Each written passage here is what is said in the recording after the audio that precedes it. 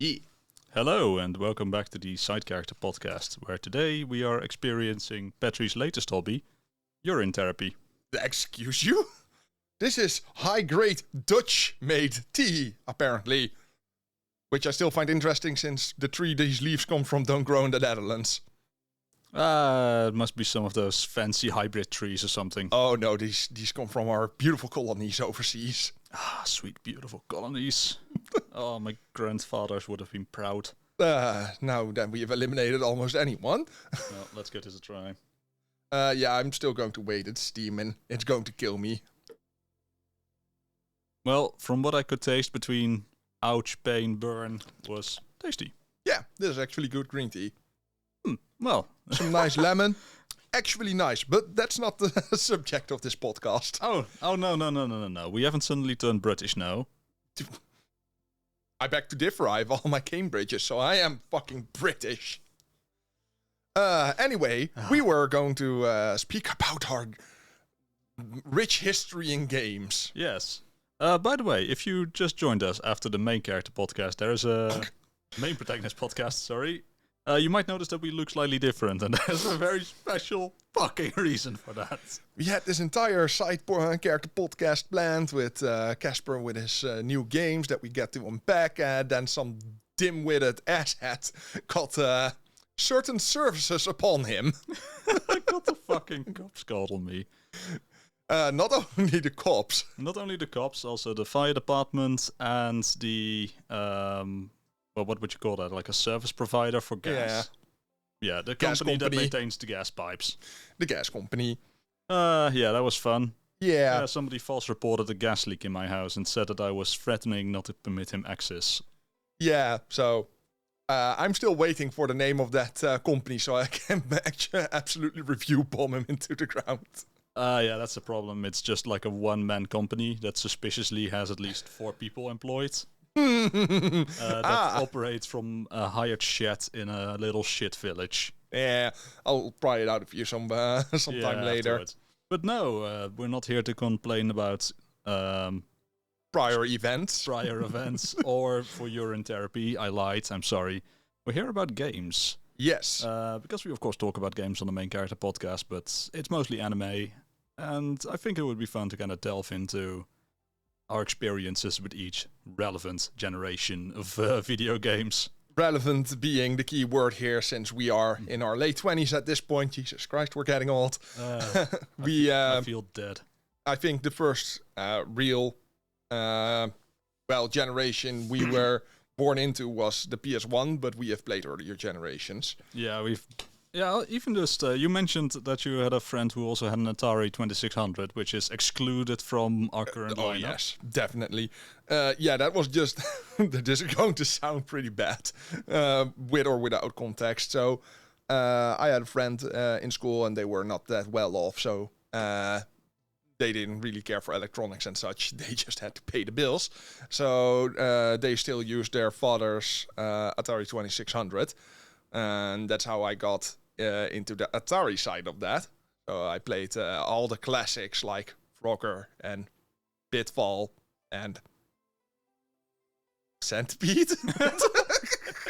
I had to think there for a bit.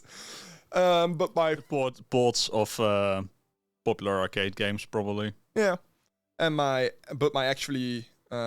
first experience with gaming in general would be the Super Nintendo. Yeah, same for me too. I started with the Nintendo 64, but my neighbor had a Super Nintendo because they also didn't have it exactly. They didn't have the best of financial situations, so they still had a Super Nintendo. Yes. For most of the time, they lived right next to me. Fair Even enough. right up until the GameCube and PlayStations came out. PlayStation 2, I mean, of course. Of course. Yeah, no. But we have also both dabbled in NES, of course. Yes, so let's start there. Yeah. I was, I think, 13, 30, maybe even a bit older. And I just kind of wanted to collect video games, so I started with the NES. Now looking around at our local marketplace, Marktplaats. And I found a good set. I still know what I paid for it. €54.95, including shipping. Yeah, nice. And that was That's about what I paid, actually. Yeah, and I actually got a nice collection of games with that too. And my 72-pin connector wasn't actually fucked right out of the box. I could still play games on it. I didn't have to blow into the cartridge, throw it to the moon and back, and yeet it across the room to get it to work. But I got Super Mario World or Bros. 1, 2, and 3, Mercury. Let's see. I got about 18 games with it. So that was a pretty good deal, especially if you think in current times with current prices. I think you can literally get one game for the price I paid for the entire bundle. Yeah. I think I was about the same age as you then. My interest mostly came because through Gaming Magazine, I was introduced to the AVGN. Ah, yes. And that kind of kickstarted that I became interested in older games, even older than the Super Nintendo, which I played. So I went and bought mine on what was then Retro Game Freak, which is now closed. But I was a loyal customer there. Basically, every time I got my bi-weekly paycheck, I would be heading there to see what I could buy. Exactly. And I brought one of my favorite games for the NES, which is Kirby's Adventure. Yeah, I went to car boot sales in Os a lot back then. And nice little detail, by the way. This still has the price in guilders on it. Ah, nice. And of course, it's 69. Yes. And you should say it in the proper Dutch way. Florijnen. Gulden florijnen. Oh. I mean, it's FL for a reason. Yeah, true. Yeah, so as I was saying, I went to the car boot sale in Os a lot by that time. Because of friends I had that went there a lot. And that's how I got into bargaining for games and how I made my NES collection a bit bigger, because that's where I got my copy of Kirby's Adventure. I think I can honestly say, especially in hindsight, that I fucking hated the NES. Yeah, I was gonna ask that, because you are nowadays mostly renowned for absolutely fucking loathing platformers in Yes. 2D and 3D variants, and presumably so. Also in 4D. Presumably. I haven't experienced it yet. No, I can't stand platformers in general. Not because, just depends. If I'm playing on the emulator and I can get to rewind and use save states, I'm fine. Mm-hmm. It's just the frustration of failing a jump and having to do an entire level again. That's not, for me at least, that's not a difficulty. That's just being fucking asinine. And I do recognize that it's a lot of shortcomings of technology back in the day, so it just couldn't be done. Mm-hmm. As in, the first platform that I truly finished is Wario Land 3 for the Game Boy Color. So, yeah. And I played a lot of NES, at least I tried. Never could get into it, and I held on to it for far too long, and then I sold it for an inglorious amount of profit. I can imagine if you held on for it for a while. Oh man, that's an investment that was. Yeah. I still remember what I got for it. I got about €340 back for it. So yeah, that's about a 7-fold increase. Yeah, that's good. Yep. That's real good. But moving backwards then, or forward, just how you would like to look at it. No, I do have to say, I do still buy for the NES as well. But you buy for anything. Yeah, I buy for a lot of things, but I also just really still like the NES. You might not be into the whole 2D platformers, but I feel that there's a lot of games that were pretty unique for the system. Like, there's a lot of different kinds of platformers. They really explored what you could do with it, and it took very long until the indie scene of today caught up. Yeah. That it started making platformers that are as interesting as some of the things that were experimented with. Like Kirby's a good example. Oh yeah, definitely. Kirby's fucking great. It's just that my primary issue with the NES is, just like the Atari 2600, it's just a little bit too archaic to portray many of the ideas well. I think the Super Nintendo is still the first console where it actually you get a lot of artistic freedom and such. Okay, yeah, I agree with you that in terms of visuals, the NES is more limited in what it could do. Yeah, and that's not so much a bad thing, but it just makes it so that I can really invest time in it. Yeah, but I like the NES platformers exactly actually because of that, because it provides that raw gameplay experience over. Because as you start moving through time, you keep getting games that get progressively more detailed in terms of spectacle, and then the focus starts shifting from just pure gameplay catharsis to, oh, if you just make it look really nice, then maybe they won't notice that it's shallow as fuck. Yeah, but I mean that's more of a real modern thing. At least I think. Even in the SNES, I think you could see that some games were more were hinging on their visual style to compensate for some. I mean, but okay, so there's where my issue lies primarily. At least it had visuals to compensate, because the original NES had a lot of just shit platformers. Yeah, totally. It was a very bloated time in terms of what it was getting put out. That's true. That's very true. And so that's also kind of what the AVGN built a lot of his early career on, wasn't it? Yeah.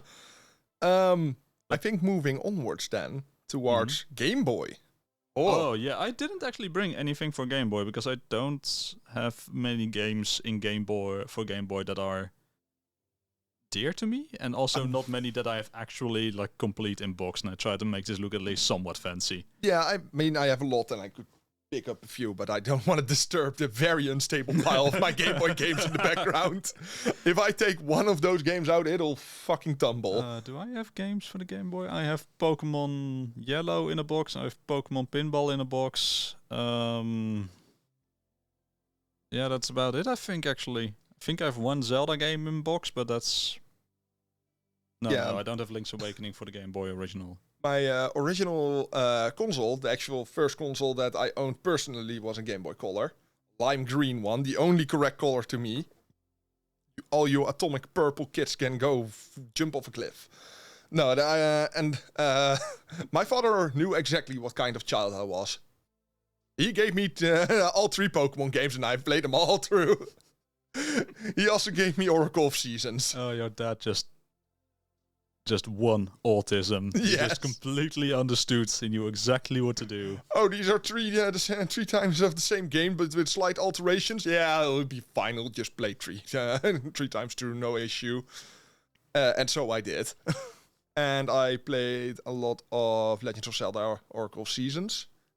Yeah, you actually mentioned that one time, that the old Zelda games from Flagship for the Game Boy and such, those were your only... The only Zelda games that you like. The only Zelda games that I have ever completed are the Capcom ones. So Minish Cap and the Oracle of Seasons and Oracle of what was it again? Ages. Dear listeners, this is what we call foreshadowing for later. We're not getting into that. Not yet. Not on this. But I do have some fond memories from Game Boy because I used to hang out with my cousins a lot, my nephews, and we'd go on mutual vacations, bring the Game Boy, play Pokemon, play later on the Game Boy Advance, if I'm allowed to include that here, Mega Man Battle Network. Yeah, we'll get into Game Boy Advance a bit later because I have actually a lot of Game Boy Advance. Yeah, but as for Game Boy Original, I of course had one, pink. I still have one, also pink. Yes. Some things never change. But as for games, I had Pokemon Pinball, Pokemon Yellow, and Lucky Luke. And that was the extent to which I cared for my Game Boy. I had Pokemon Pinball too. I got that with Sinterklaas. Oh. I fondly remember it. You got it from the holy man. Yes. Sint Nicholas, as we should call him.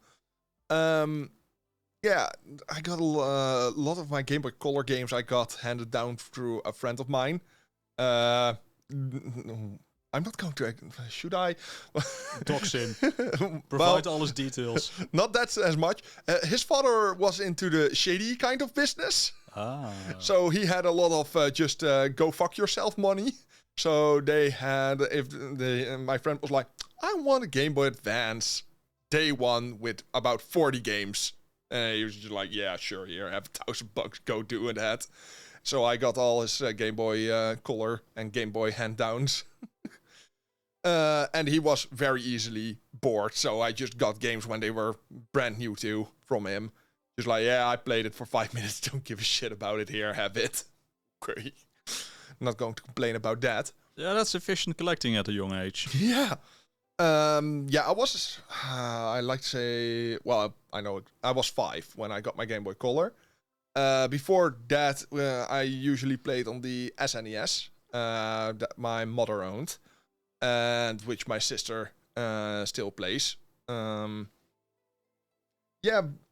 SNES is a bit of a hazy one for me because, well, my mother played it, so I was like 1 through 2 years old at that point, and we held on to it a little bit longer, and then it just got stashed after a while. We had the Super Scope with it, the bazooka. Oh, sweet.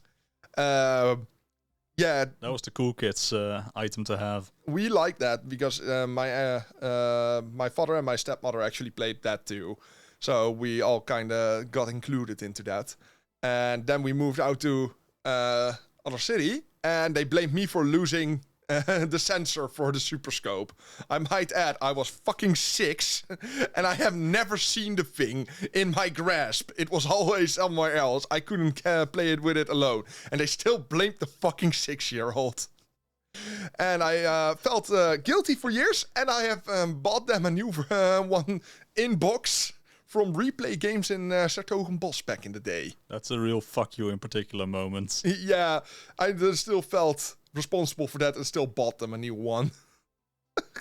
God damn it. Oh, the power of guilt. Yeah. But where you express a general disinterest in NES because the games are too simple, that I feel the same, generally speaking, about the SNES. It's probably the console I like collecting for the least.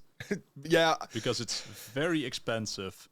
And the games have that awkward middle ground. It's not as visually interesting and complex as what you would get when 3D became a thing. Nor is it as raw gameplay as in the Genesis and NES days. Mega Drive, no. Master System. I was about to say, Mega Drive is the same. I hate the Sega names. I hate them so much. The Master System and NES, those had the raw gameplay. N64, PlayStation 1, those had 3D. And then the SNES is just in the middle. Like, yeah, the platformers look slightly better now. Yeah, I like them more, just in general, because it's more refined. But I was generally not really a kid that liked platformers a lot. Still don't. Obviously. So I played a lot of RPGs and, anything that wasn't a platformer. Yeah, I played Chrono Trigger. Yeah, this is my Japanese copy of Chrono Trigger. Was as any collector can confirm, and SNES games are fucking expensive. But if you take a Japanese copy, then nobody gives a shit. Yeah, also we didn't get it in Europe, so... Yeah, no, when I tried to buy Chrono Trigger, which is one of my favorite SNES games, I'm usually not a fan of JRPGs, but I really like Chrono Trigger. A copy for the American systems, that was like 60 euros or something, and then this was 7 euros.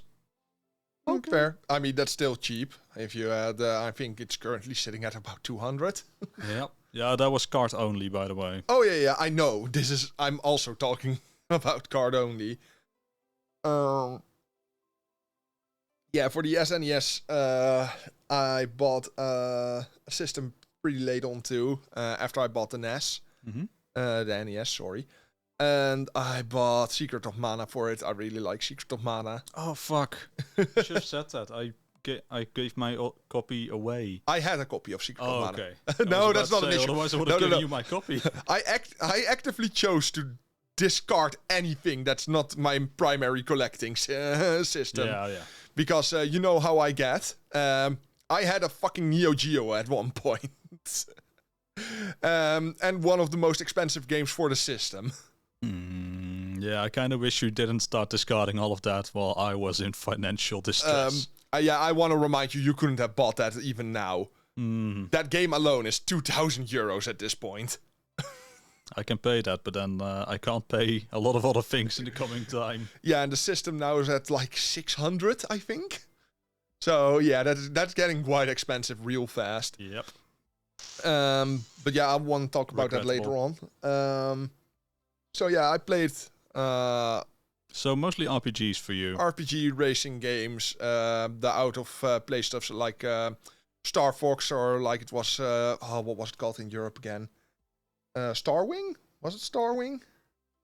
It had another. What the fuck are you on about? Star Fox. Yeah, Star Fox. Yeah, in Europe it had another name.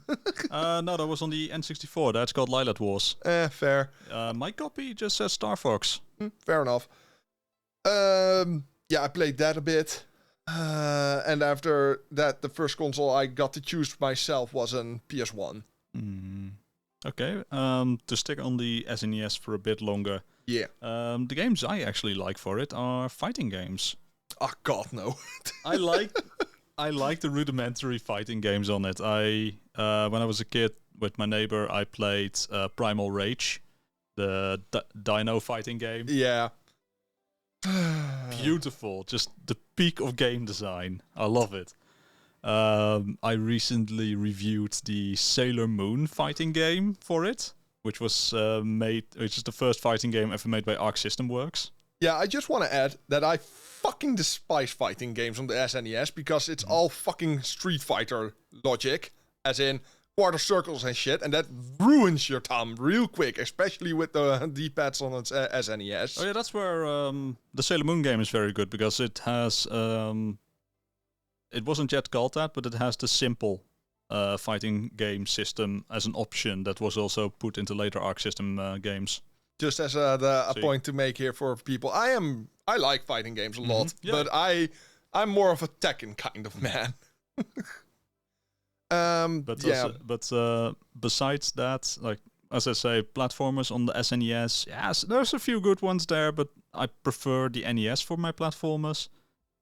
And then RPGs. Well, I have a few obvious favorites, like Chrono Trigger is just such a phenomenal adventure. I like Earthbound. Just that you can't get it in Europe and that it's fucking expensive. I know. I mean, we got a few. Did you know that there's actually a Dutch translation of Lufia?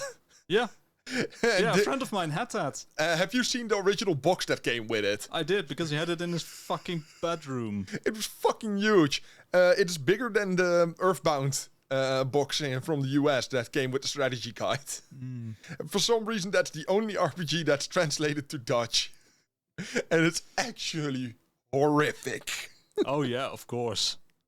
Why hold out hope for anything better? Oh no.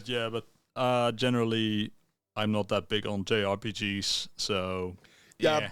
I like progression in general in games, and since I don't like platformers, they're slim picking. So it's either RPG, racing, even fighting games don't have any progression in this era. It's just go play arcade and hopefully not smash your controller into your CRT TV by the time you get to M. Bison. That's the only tip I got. So yeah, I played. Well, I haven't played a lot back in the day. Back in the day, we just played Super Mario World because that's what my mother owned, and that's what my sister played, and that's subsequently what I played. Other than that, we had the Donkey Kong Country games. For someone who really doesn't like platformers, I played a lot of platformers, but that's just the general vibe I give to people. If I hate something, I'm very experienced in it. Hey, well, that's fair. You don't develop a dislike for certain genres without being, unfortunately, exposed to them. You would be surprised with current... I'm not going to get into that one. So yeah, after that, for me at least PS1, and for you, you were one of those filthy N64 kids. Oh yeah, I did bring PS1 game. Well, yeah, Spyro. Spyro. My mate, my buddy. Me mate. From Australia. You mate Spyro. Bloody cunt. But yes, I grew up with the N64, which is a system. I still have my original N64. Unfortunately. Yes. I also had a different N64, but you have surgically murdered whoa. No, I haven't done anything to that one. Robin is sitting on his laurels on that one, so it's just in my cabinet over there, just collecting even more dust. Ah, my poor boy. Your poor boy. I still like to remind you that you said there was nothing wrong with this console. Someone leaked fucking cola into that thing. Oh, I know exactly who to blame for that one. Probably Mike or Mark. No. This isn't my original. This is my original.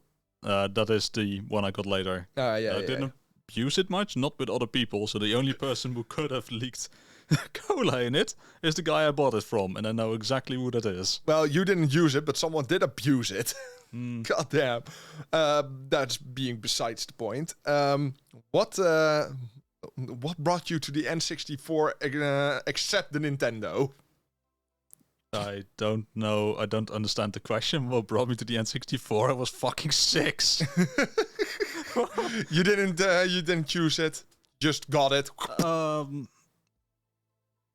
A family member of mine had it, and I played at his place and was so taken by it that when I had to go into the hospital for treatment, I don't remember what for, just general shit health. Lethargy. That I got it as a gift because for being such a big boy who didn't cry at the hospital. Keck. And since then it's been just permanent. That kind of reminds me, because along the time you got your N64, I was also in the hospital, because they need to rip out my tonsils. And they made an oopsie whoopsie with that one. Okay, this sounds like a detour, but please illuminate me. So yeah, they operated on me and they made a kind of an oopsie. They didn't cinch the holes back up correctly, so I was bleeding into my lungs and into my stomach. And then the doctor was just very nonchalantly around 11 p.m. like, "No, I'll just come in the morning and I'll fix him then." My father drove over to his place and pulled him out of his goddamn bed. "You're gonna fix my son right fuck now, or else I'm gonna rip out your tonsils." Because by that point, I want to remind you, this is the late 90s. Yeah. So there was a general distrust of blood, as in blood infusion, because of the AIDS epidemic.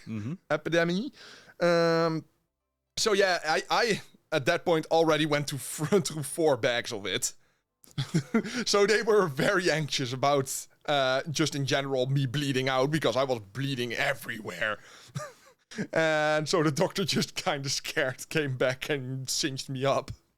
But yeah, that was a very unfortunate moment. You know what is doubly bad about that? When you get your tonsils removed, you get... I don't remember. a shit ton of ice cream. Yeah, that's it. I didn't get that because they had to re-cinch my throat back up. I wanted to say ice cream, but I thought, no, that's retarded. That can't be it. Yeah, that was it. So I was very angry at the doctor because I couldn't get my ice cream, which was promised to me. That was the only reason I got them removed in the first place. Because I was a very sassy 5-year-old who didn't want to get his tonsils removed. But go on, N64. Give me back my tonsils. Well, I got the N64 and started out with Mario 64, of course. Of course. Really, I probably could have brought half my collection with me, because just almost everything that I have for the N64 is something that I really fucking like. Banjo-Kazooie, Banjo-Tooie, you don't like them, I know. Fuck you. It's... Particularly, their platformers, don't really care for those, so I can't really like them, and they're pretty hard platformers at that. And just, I have more of a distaste against Grant Kirkhope music, because especially in Banjo, because it ain't music, it's just general fucking animal noises compiled into some kind of melody. Oh, man. I want to be lowered into the grave to the sound of Spiral Mountain. I'll give you great Mighty Pooh. I love Grant Kirkhope. No, I can't. His other music is fine, but just banjo music fucking triggers me. But even games that I'm still just discovering now, or just on the N64, I still just like, yes, this is it. This is the good stuff. This is the kind of... I grew up on this, and it's not just my youthful innocence that's misconstruing these games as being actually good. Because I just played Glover. Yeah. Yes, I bought a copy of it, and then they literally announced the next day that they're doing a PC re-release. I was like, well, I'm gonna play it too. Gosh darn it. And Glover also fantastic. Could have Yeah. brought that as well, but I just have a general distaste for N64. Mhm. Always had. Even when I was young, I just looked at it and I was like, this ain't it. and, we are still conspiring to do a Ocarina of Time dedicated side character podcast to discern if it was or was not good. Yeah, this is actually a good touchy subject because I'm wholly of the opinion that the game is not good at all. Yeah, we're gonna have we're gonna have a talk about that sometime. But I fucking love this game, and one of my favorite childhood memories is that we were playing it. But games at the time, extremely rare to see them in Dutch. So this was in English for us. Dutch kids do not speak English. Whoa, speak for yourself. I got English by the age of 5, so... Autistic fuck. I had to play Pokemon somehow. Yes, but also with Pokemon, just the same. It was just English. guess. And just guess. No. Not so much guess as, Mom, what does whatever this word says mean? Yeah, good luck with that. But yeah, so we just kind of had to guesstimate at what the plot was about. Not even the plot, how to actually proceed with the game. That too. Because I didn't get very far. I don't even think that me alone made it out of the Kokiri village. yeah, like the first dungeon. Yeah, fair enough. Deck tree. But we guesstimated at the plot, and I still remember very fondly that my friends and I, we thought that the story was that Ganon was Zelda's evil dad who wouldn't let her play with Link. Because that's what we discerned from the cutscene where you go to the palace. It's like, oh, okay, yeah, that must be it. That's precious. I'm just looking at just my mind's eye is just at that cutscene where she gets fucking kidnapped from the castle, and you're just like, that's a bad dad. Or a good dad. He's saving her from the burning castle. That's a solid. Yeah, I just like the thought process. We were kids and we weren't very smart. No, just the N64 never did it for me. I played it at friends, but usually it's just Super Smash Bros. For me. Because, other games didn't really... Another favorite I got abroad, but this would have been the N64 table. Yeah. I played Smash a lot. Let's see, what did I play on the N64? I got that later as well. F-Zero X, I played. Oh, I've never been good at F-Zero games. Yeah, the problem for me with the N64 is that it doesn't have any RPGs. It has like 2 of them. Mm-hmm. So, it's just not my the console I got interested in a lot.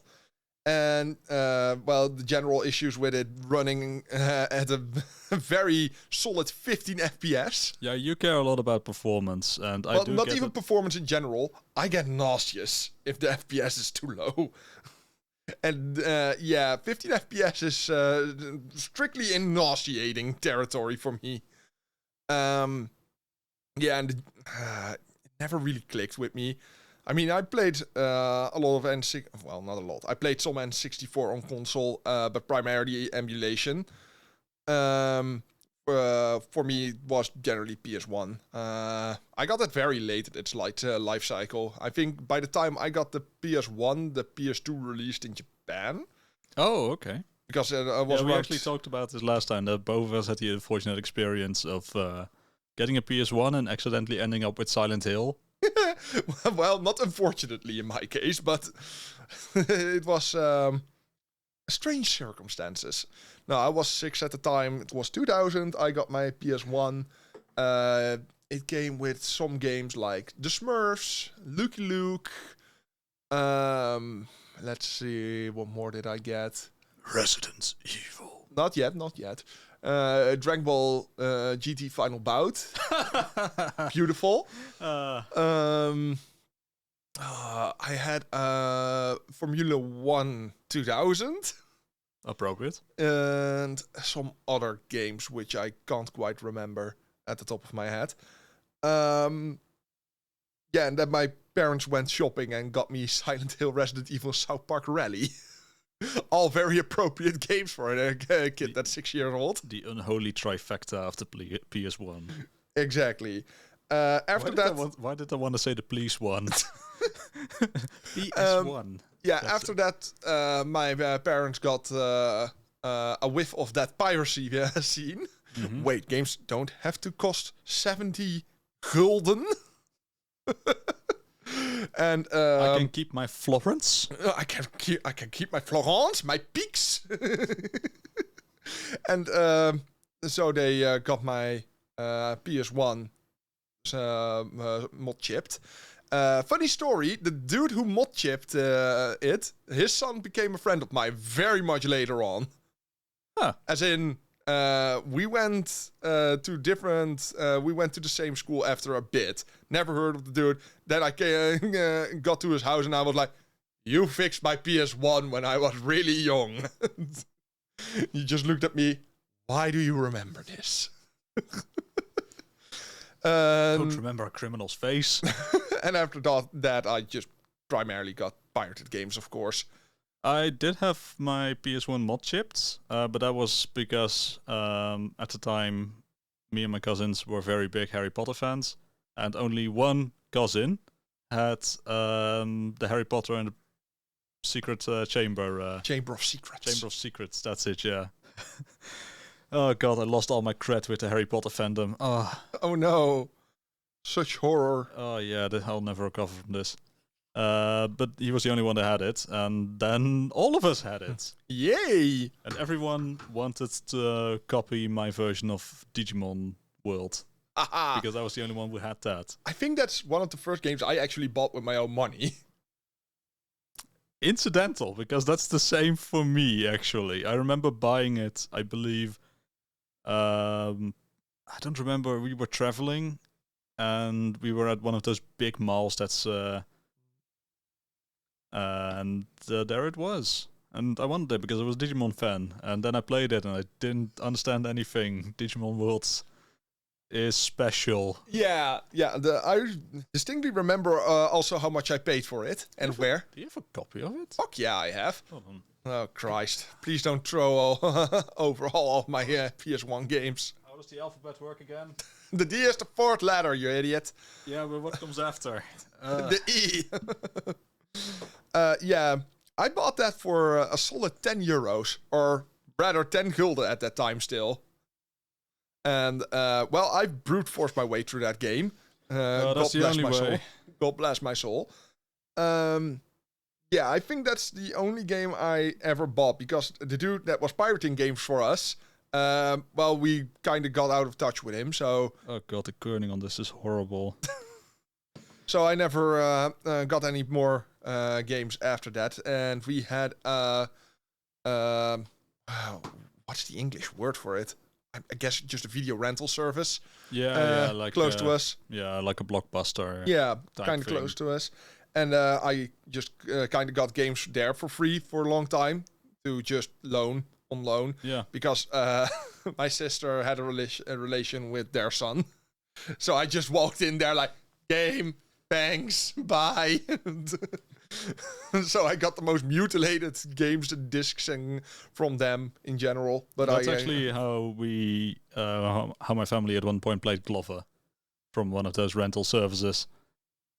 And when I came home from Amsterdam, because I bought Glover just recently, I showed the box to my family, like, hey, look what I bought. And like, God damn it, we rented this at one point and we didn't like it. So yeah, PS1, I did play a lot of PS1 games. Rayman, that's also one of the first games I owned. Oh, sweet. And that game was absolutely horrible.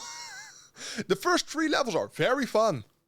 And after that, it gets to be the most frustrating fucking game ever. I distinctly remember to where I played, because we had a memory card, but I was too stupid to use it.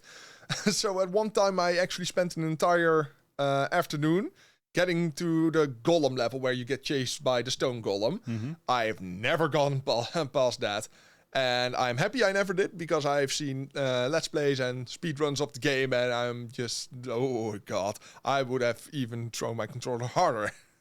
Yeah, Rayman is both iconic and completely unlikable.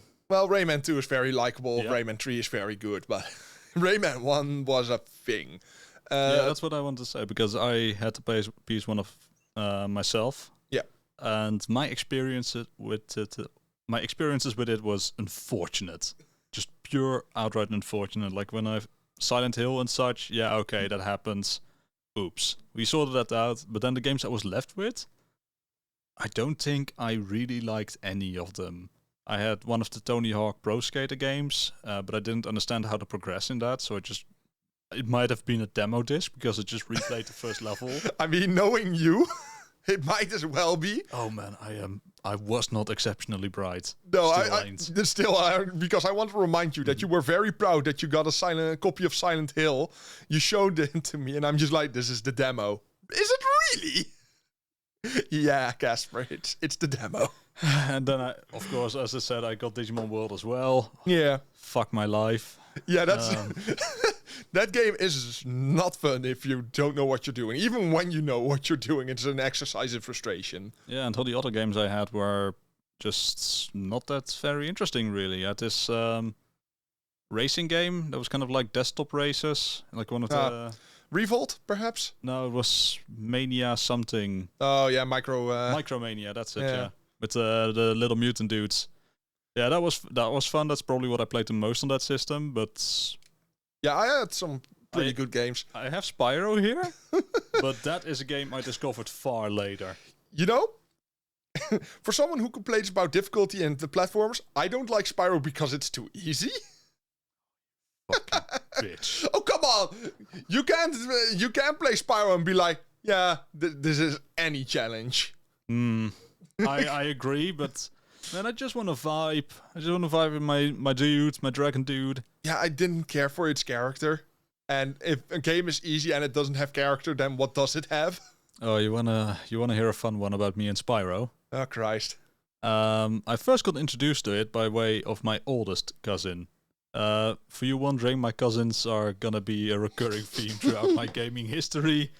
It's not an Alabama thing, it's just a small town Netherlands thing. No, it's just you don't have friends thing. Yes, that too. I was about to say... Thank you for reinforcing the obvious points. I was about to say, I want to add, my family is special too, so I don't have any nephews of my age. Maybe I should have been drinking this early, but yeah, he was a big Spyro fan. He had Spyro plushies. Oh Christ! Everything. Wouldn't be surprised if he turned out to be a scaly at some point, but that's beside the point. When he introduced Spyro to me, he insisted that I play the good game. The good game. The good game. This was sometime later, so the PS2 was out, and the good game was Enter the Dragonfly. Oh, you poor fucker! I recently bought that game very cheaply, I might add, and I played it and like, god damn it, I remember this, fuck. Oh, this was fucking boring then, it's fucking boring now. Yep. Yeah. The same person insisted that he introduced me to Star Wars, but then start the good movies, which was of course the prequels. Yeah. Well, after that we got into, or at least I think we both kind of got into PS2. Nope. You got GameCube, right? Yep. Yeah, I got them all at some point. I was a spoiled fucking kid. Yeah. The PlayStation 2 I got is from the same guy who poured cola into the N64 that's over there. I didn't get that until I was way into my teens. Okay, well for me, I was I think 8, and it was on Texel, the island, and we were staying at the Roompot. Such a beautiful name, and we were just it's just a general recurrence in my life that if we were on vacation, I got what I wanted real easy, and I knew this, so I was like, I want PS2. PS2 is fun. Well, factual. And at that point, they were saying like, no, And then I got sad. And then 2 weeks later, we were at the Intertoys, and I'm saying, like, I still want the PS2. Okay, fine, whatever. But the only bundle they had was with Primal. That game doesn't ring a bell for me. Yeah, that's by, let's see. Was it Naughty Dog? No. It's one of the big games, one of the bigger games for the console at that time. Because it kind of intervened with, or interlocked with Jack and Ratchet and Clank. It was kind of the more adult version of that.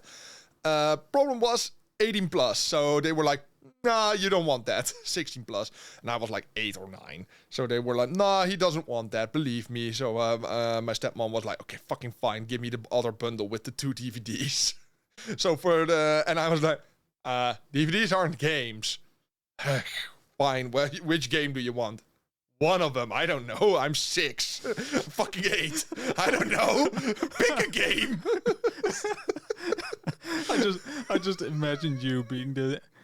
I just imagine you bantering against your mom with this kind of rationale. Yes. Age 8. So yeah, I got my PS2 with my game. Do you remember what game? Christ, it wasn't a particularly good game. That much I remember. Because the first game I remember really asking for was Dragon Ball Z Budokai. The first one, because a friend of mine from school, also interesting story, his and his brother had a PS2, but they were living in a camper, like on a parking spot a bit further on in my neighborhood. Yeah, because well, no, definitely not. They were preparing to move to Portugal. Oh, okay. They wanted to start a restaurant there. That's a little bit more innocent. Yeah, so I played there. And I saw this game and I was like, oh, it's a Dragon Ball game. But wait, you can transform in battle? Mind blown. I need this. So after some begging and harassing, I got that game. After which I got a lot of games. The PS2, well, as evident still, is my main console I collect for. I also got a GameCube at some time. I think I got that for my swimming certification. And an Xbox. I like how I got my Xbox. This is a bit further on, but this is a console I didn't care for at that time. I got an Xbox 360, and my innocent little head was like, yeah, this is backwards compatible. So we got about 40 fucking Xbox games with it, because they were on fire still, because Xbox 360 released. And 2 hours later, what? The Xbox 360 doesn't run Xbox games. Fine, we'll get an Xbox tomorrow. And that's the Xbox that's still here, actually. Huh. That's one of the very few consoles that I still own from that generation, the original one. Because I burned through PS2s like they were hot candy.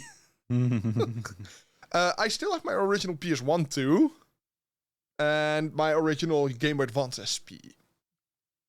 So yeah, that generation, I just kind of got all of them. Okay. But you started with a GameCube then? Yes, I started with a GameCube. And one thing that I want to get back to, what you just mentioned, unsung heroes of the time were the involved store clerks. Yeah. Because when I look back on like the N64, there was a lot of trash games I could have ended up with. Parents didn't know what to get because how do they know? Kids don't know what they want because they don't have the hindsight that we have today. And they didn't read PlayStation Magazine at that point. No, that got a little bit later for me. But yeah, store clerks that were involved and helped and knew what games kids would like. Oh, so much gratitude to those guys. Yeah, we had a real nice one where I lived. As in, he even helped me back. This is a little bit later on with the DS. I got my DS on release day, and I was really fucking stoked about it because it was the first console I bought with my own money. Really, got to save up my allowance for that one. Got the console, and exactly 366 days after I got it, the hinge broke. And warranty at that point was 1 year in the Netherlands.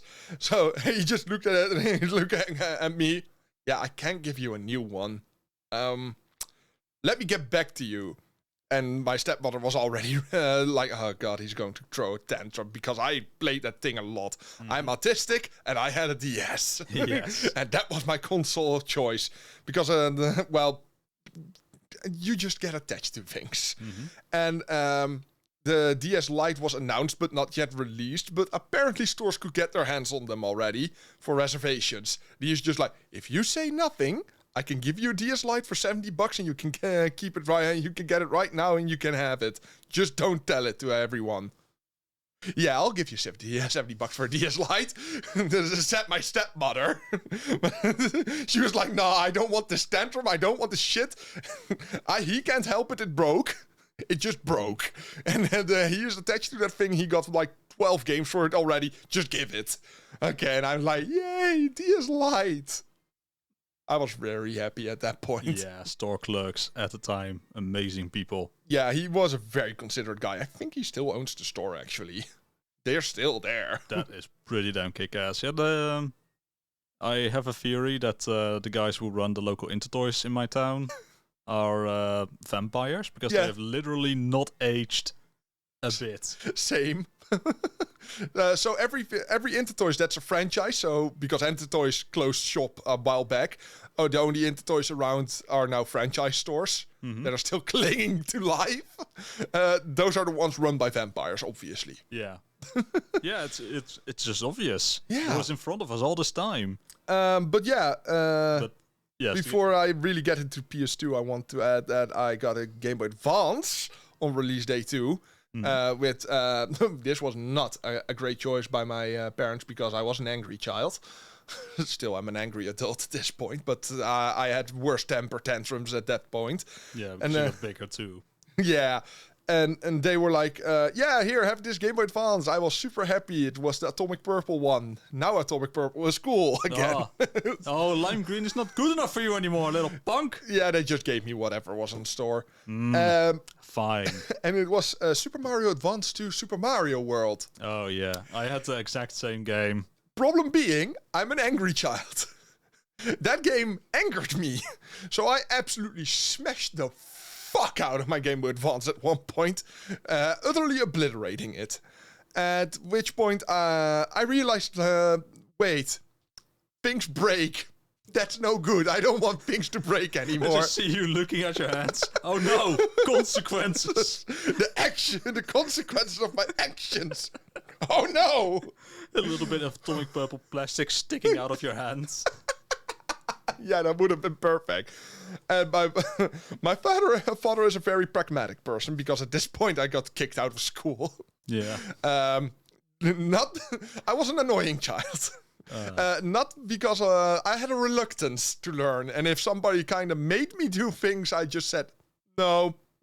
So the school system really didn't have an answer for no. So I got put into special education. Still ended up fine. Just I had no school for about 3 months. So my father had to haul me around while he was working.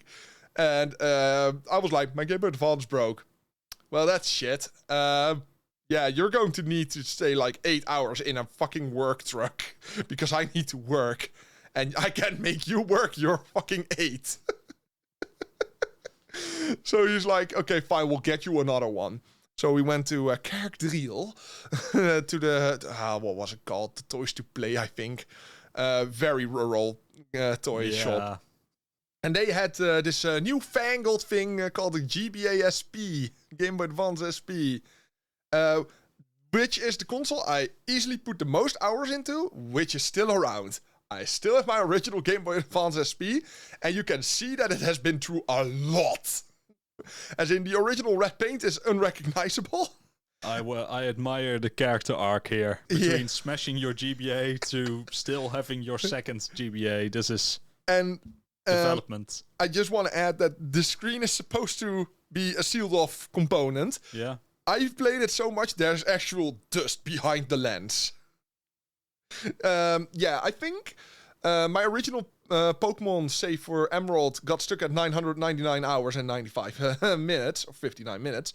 I think I easily put 10 times those hours into that. As in, I had 3 boxes filled to the brim with only level 100 Pokemon. I trained them religiously. So yeah, Game Boy Advance I played a lot on, because especially when you go on vacation and Yeah, same for me. I also had a Game Boy Advance and a game with my cousins. No offense, I know. And yeah, we generally went on vacation with friends of the family, and they were also fairly well off. So we played a lot together, and at one point we even stayed for most of summers on a camping in southern or northern Gelderland, close to Nijmegen, let's just say. And I just admire the confusion. Yeah, southern or northern? yeah, no, I was thinking in provinces. Yeah.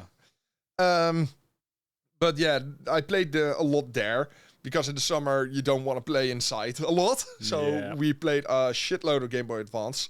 I played a lot of Battleman, yes, Mega Man Battle Network. A lot of Pokemon. Yeah, I just played the ever-living shit out of all those games. Yeah, so how was your Game Boy Advance experience? Well, to get back to the first question you asked me, I did get a GameCube, yes. Yeah. Yeah, when you were off with the PlayStation 2, I got the GameCube for my birthday, the year that the GameCube came out. And I really like it. It's probably one of my favorite eras in gaming, because that's when 3D gaming matured a lot. And well, okay, just to interject real quick, I don't think it's as much as an evolution as in there was so much money in it and the development costs were still so low at that point, we could just literally throw anything at the wall and see if it sticks. Yeah, that's what. There's a lot of things that come together in that generation of gaming. First of all, us reaching a respectable age where English starts to feel more second nature. Well, some of us already English. A lot of money in the games industry, an increased familiarity with 3D game design, and a lot of visionary still. Gaming wasn't yet so regimented as it is today, so you got a lot of very interesting games, even within the same genre. You even got people just shitballing complete new genres. Like, this is a game now. Let's make a game where you're an alien and your entire goal is just to pester humans. Yep. Yeah, no, that era was pure gold. Yeah, I have to say, my GameCube got used a lot because I had a friend, still have, Brian. And we played a lot of Mario Kart and a lot of Super Smash Bros. Melee. Yeah, Melee is easily the most played game for me. Were you one of those fucking heathens of children that would say melee? No. Good. Melee. Good, because Brian was the fucker that always would say melee. They literally say it on the title screen, you fuck! Yeah, that annoyed me a lot. Mike, who calls anime anime. No. To be fair, I was guilty of that too. Very early on. I never heard the word, so I just had to interpret it in pure Dutch. So I was like, yeah, anime. This is anime. Anime, if it was made by the Indians. I mean, if you've never seen the word and you just have to interpret it in pure Dutch, yeah, this is anime.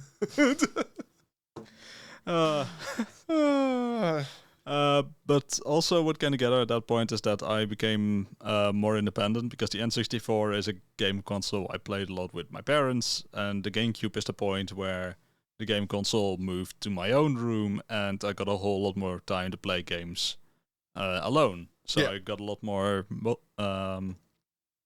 single player experiences in that I also had to do independently. Yeah. It's also the point where I became a fucking slut for shooters. Just look at it. Look at the shooters. It's Time Splitters, Freedom Fighters, 13, Medal of Honor Frontline, Medal of Honor Rising Sun, Call of Duty Finest Hour. I played so many fucking shooters on the GameCube. It's insane, and I love them all. We actually had an argument on the podcast. I absolutely fucking love Time Splitters. I still play it just for random skirmish matches against the AI and the challenges and the arcade. Yeah, my first-person shooter started a bit later. Freedom Fighters is a third-person shooter. Yeah, That's but just not shooters in important. general. Yeah, I wanted to murder people. I started on the 360 with that because I was like, everyone is playing them. I don't see the appeal, so let's buy it on this newfangled console I own. I got fucking Call of Duty 3, the worst fucking Call of Duty ever created. I had Call of Duty 3 on the Wii.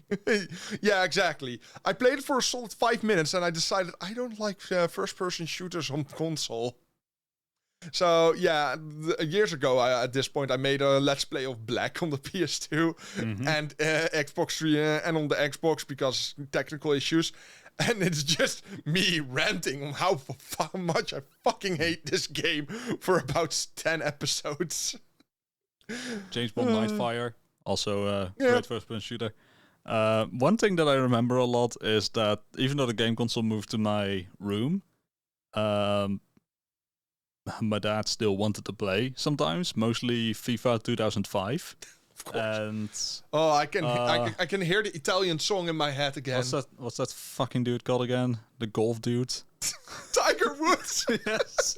One of his games.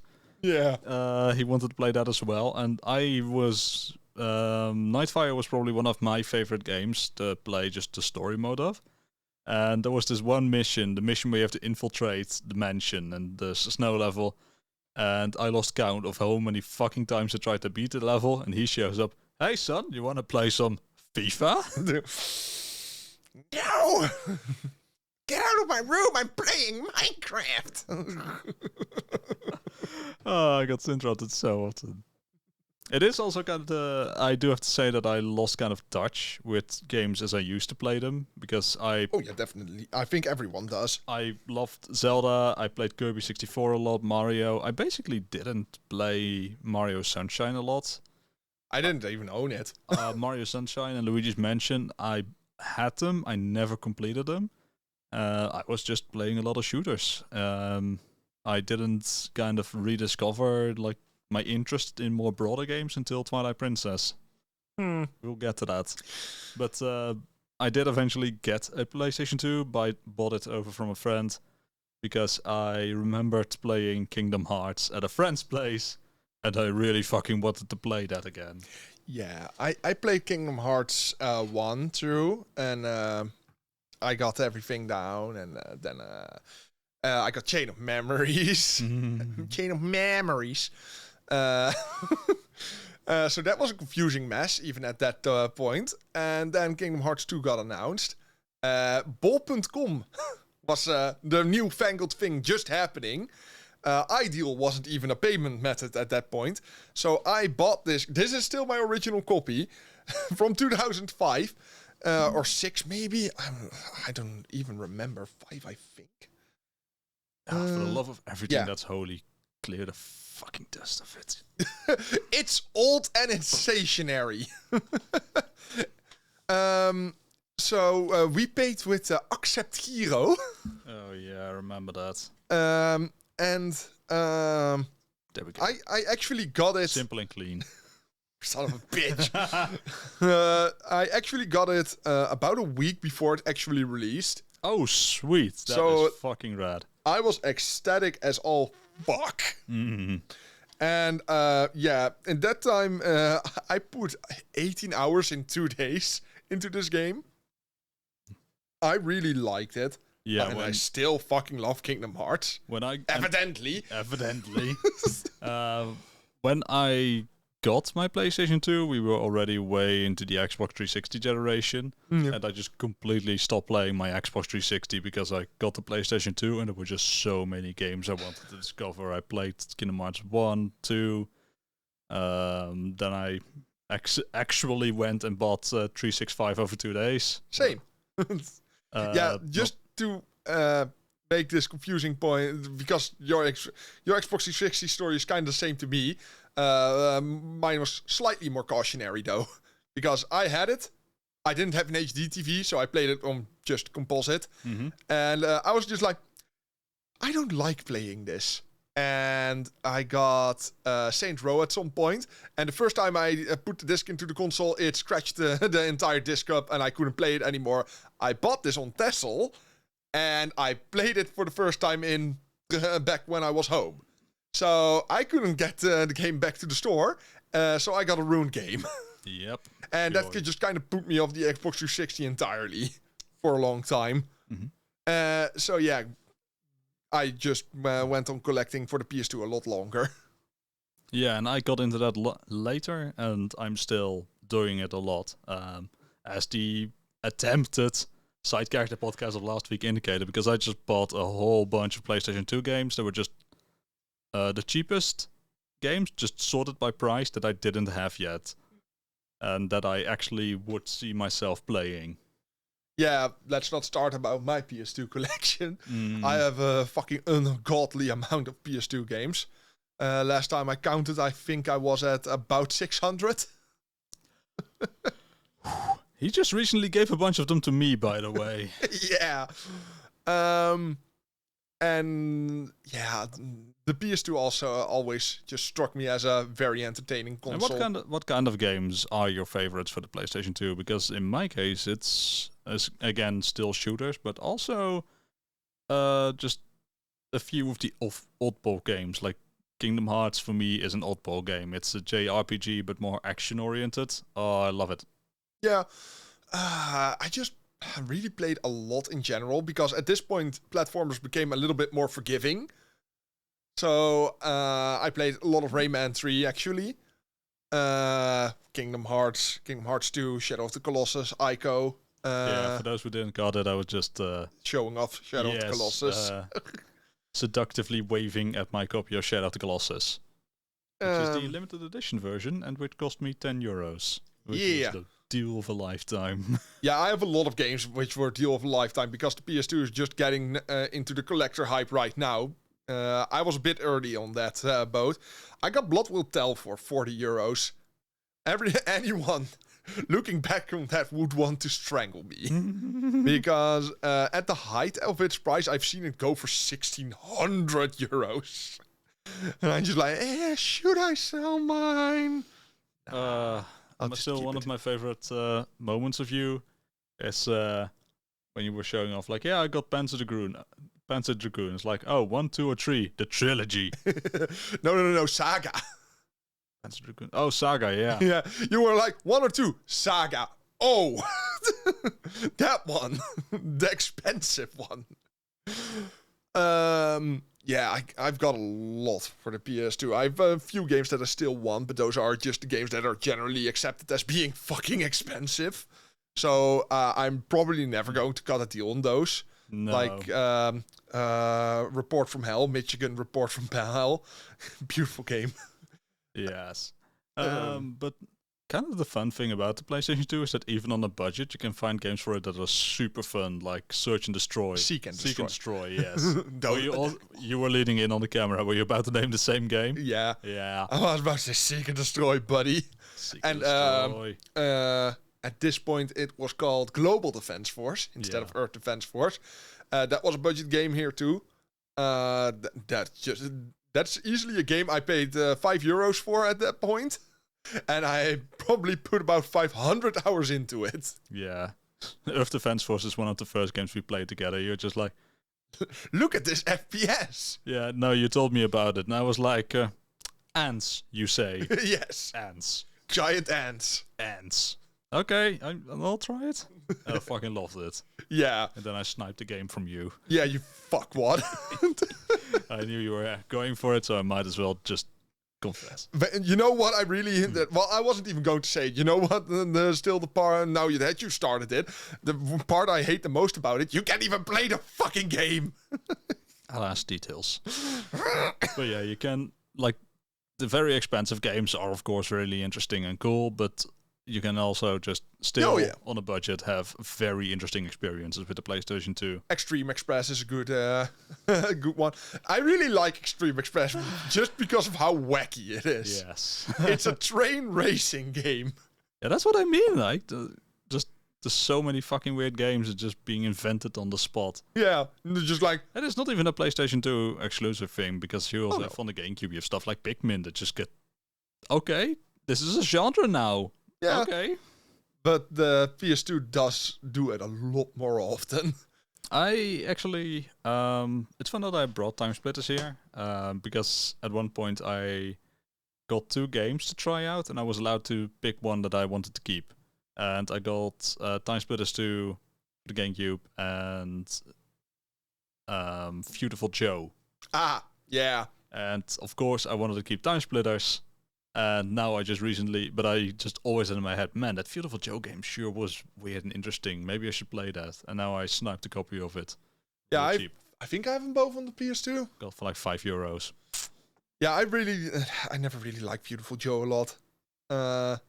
I have finished 2, I think. Yeah, I had 2. And I was a sucker for every Dragon Ball game. As in, I have every European Dragon Ball game for the PS2. Finished them all too. Nice. Even fucking Super Dragon Ball Z. Dragon Ball Z Super. Now I'm getting confused. Super Dragon Ball Z. It was called. It's getting too much even for you. It doesn't help that there's a series called Super Dragon Ball Heroes. Yeah. Dragon Ball Super, and you have the game Super Dragon Ball Z. It's not helping. And now you get the fucking movie that's called Dragon Ball Super Superhero. Yeah, this is not helping. I am internally screaming. Same. Externally too, actually. Well, Super Dragon Ball Z is just Street Fighter 2 with more 3D elements and Dragon Ball characters. So, yeah, I didn't really enjoy that one a lot, but I did finish it. That is stylistically one of the most interesting Dragon Ball games to play, though. Oh? Well, as I said, it's made by the same dude who worked on Street Fighter 2. So a lot of the characters got entirely reimagined in another art style. Like UFC Mecha Frieza, the one who got sliced open by Trunks. He just has a shoulder-mounted bazooka in that game. Okay. Interesting choices, yes. Yeah. One thing I do have to add is that the PlayStation 2 is also kind of the point where you got a lot of shovelware. I should say a lot of people were getting in on game design there, and it shows. Yeah. Problem being, the PS2 is not even the worst of it. I think the Wii still has that distinction. That's the next generation. Yeah. Slow down, buddy. Slow down. But it's just that PS2 kind of started it, but the real shovelware, just shitting out games just for the heck of it, really went off on the Wii. At least I think, because there's a lot of low budget and early design games on the PS2, but most of them are either ignored or are fucking casino games for some reason. Of which I own all of them. I own every single gambling game on the PS2. I fucking love gambling. Even with his mental health. Yes. It helps that I don't have to put coins into my PlayStation 2. Yeah. I tried, it didn't work. It might have done the opposite of work even. Yeah, but I think just going off on PS2 alone, I think we can do a side character podcast on its own about the PS2, and I want to do that at some point because I can actually showcase some of the games. I wanted to say that PS2 is also kind of the point where games based on movies got a bad rap, but that was also already kind of starting on the Game Boy Advance and DS. I was about to say, it's also kind of the last generation that really did it.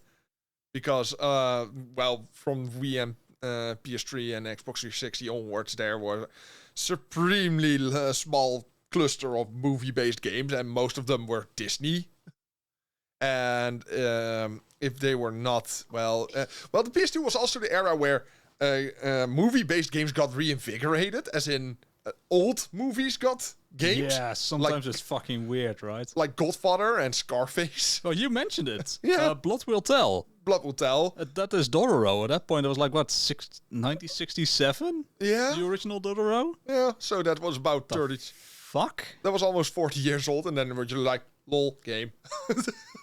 And a good game at that. Okay, yeah, true.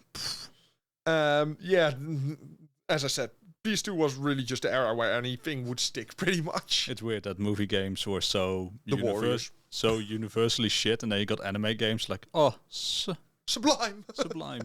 It's just that current movie games, movies that were at that time current, those games usually suck dick. Yeah. But games that got made after the movies, like Godfather, The Warriors, Scarface, those games were pretty much always stellar. Yeah, I really played a lot of The Godfather and of Scarface. Yeah, same. Because I wasn't allowed GTA, but sure as fuck was going to play everything GTA adjacent. Yeah, I just like how Scarface, it's just GTA, but you can't shoot people. As in, you can't just shoot pedestrians. I just like how he reacts. You aim a gun at a girl, at a woman. I'm not a pig. I'm not no animal. And he puts the gun away. And then you just point at the car. Yeah, I can blow the car with the people in it. That's fine. Priorities were a strange thing. I didn't kill those people. The car killed those people. Exactly. Guns don't kill people. I kill people with guns. Some people will get that reference. Oh, God. But I think moving on. Yeah, I do think the DS is kind of a sidestep, as you mentioned. And PSP. Oh yeah, definitely. We should talk about that. That's I had them both. Yeah, the PSP does have games, I think. Oh, I just like how our early friendship worked. This was at school, and then we were discussing games, and I was like, yeah, I really like the PSP. The PSP doesn't have any good games. And I never edged this close to an aneurysm. Because the PSP at that point was one of my favorite consoles. Can you imagine that after the fucking earful I got over the PS2, that I was slightly... No, the PSP, sorry. That I was slightly reluctant when he told me to come to his home alone.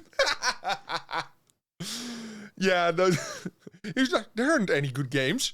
The PSP didn't even sell that well. Motherfucker, the PSP sold 90 million units. What do you mean it didn't sell well? Yeah, that is a certified uneducated opinion right there. Yeah. And that's what you can confirm. I made a real turnaround on the PSP. Oh, yeah. I got quite a lot of games, and it's one of the most fun consoles to collect for, because it's not hyperinflated to fucking bollocks. Yeah, I'm just of the opinion you shouldn't collect for the PSP, because you're never going to play the discs. Because they're just straight up the worst way to play PSP games. Yeah. UMD's Universal Media Disc. Yeah, very universal. Just to PSP. Nice try, Sony. Because they were susceptible to getting scratched up, susceptible to laser failure, susceptible to mechanical failure, and digital versions just always ran faster. So... yeah, at this point, yeah, if you want to collect for the PSP, it's the perfect console to collect for, because nobody wants the damn thing. Yep. The only 2 PSP games I own is, I have 4 more, I think, but those are the fun ones, is Key of Heaven / Kingdom of Paradise. Yeah, I see them. Because I fucking love the cover of them. I mean, can you pick them out? Oh, yeah, I can. I really like that game. That's a Japan studio game. And it's exclusive. Nobody will know what the fuck I'm on about with this game. But it's just the covers are American cover, European cover. Which one is more likable to you? Like, Jesus shit. The American cover looks like utter fucking shit. Send in your responses in our Google Forms. But I'm not gonna make. I really like this game, as in... it's a third-person combat game. Yeah. I can't... Honestly to God, I can't fucking tell you what the story is anymore. But it was... the combat was very innovative, because you have these different styles. It's based in ancient China. Yeah. Not literally, but most of the styles were. The combat was based on it. So you have multiple schools of combat, in which you had some kind of, what you call it, a cluster, a paradigm, which you can put these moves into. So you can make your entire own move set. Yeah, it's a build your own combo game, like Remember Me. I can't say I know that game, so I guess. Ironic title. Is that shitty PS3 game? No, I think it released on PC, probably Yeah. PS3, Xbox 360. Yeah, I It think was, I do remember the game, just it's, not what it's about. It's a French game. It's by Don't Not Studio, I believe they're called. They also made Vampire. Fair enough.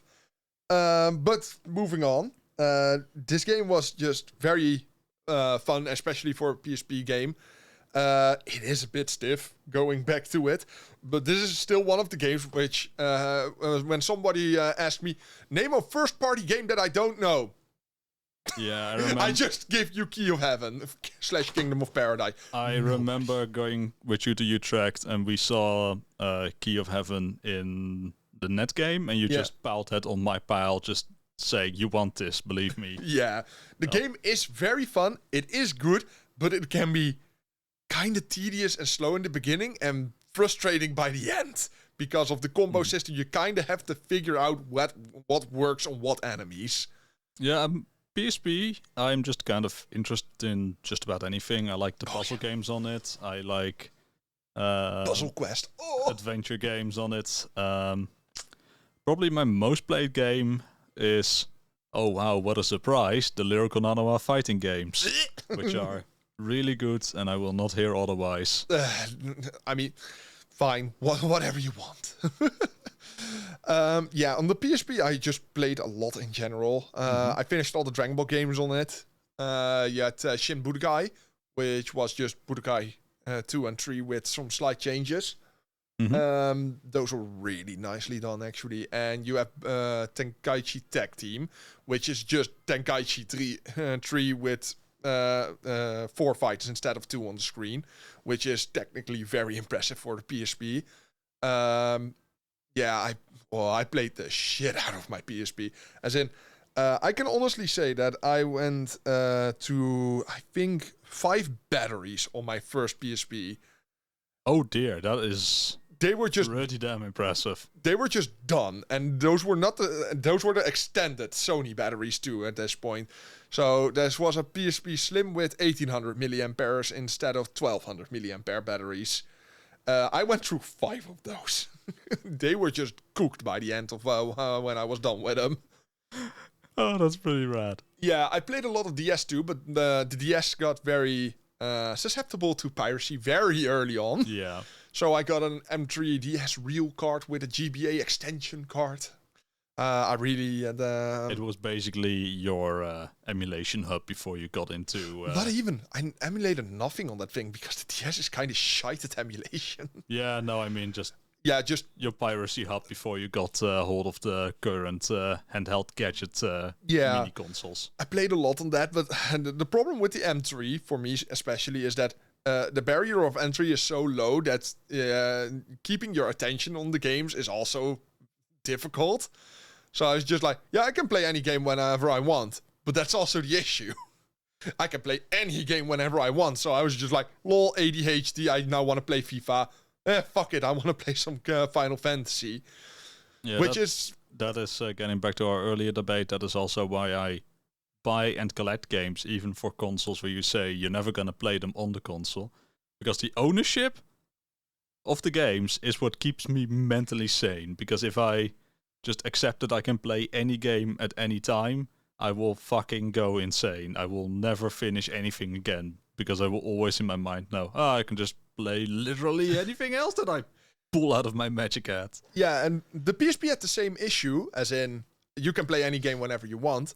But the PSP had the one distinct feature where when you start games, you start them through the original UI. So it still kind of felt legit. Mm-hmm. And so it was very... it was just like buying games. You just put them on there with custom firmware. But at least it felt more like it's you were supposed to play them. It's like it sounds very dumb. It's like asking your fucking meth dealer, "Hey, am I doing the right thing?" No, that's bro. not it. But yeah, bro, you're doing right. No, that's not quite it. But it's just like with the M3, you went into the M3 card. You just scroll to your ROMs, just go there. But just like making digital purchases on the PSP, it just showed them the same way as the pirated versions. Mm-hmm. There was no distinction. So It's just this little flag for me, which made it a lot more appealing to play for me on the PSP, for which I played absolute shit on. And I still want you to finish Final Fantasy 3 at some point. Leave the fuck alone. Nope, never will. And I played a lot of Crisis Core Final Fantasy 7 on the PSP. Oh, I want to cry a little. Yeah, I know you do. Which I'm still... I'm trying to make people play this game for years, and nobody wants to play Crisis Core, and I fucking hate people. I am crying a little just remembering Final Fantasy 3. I just love it. I challenged him while we were at school, and just a few days later, I was like, hey, are you on the lower continent? The lower what now? Yeah, that's an accurate depiction of my take on that game. He just dropped the game instantly the moment he knew there was a lower continent.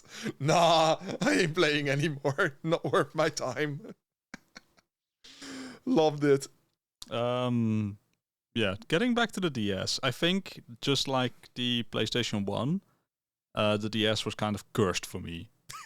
Fair.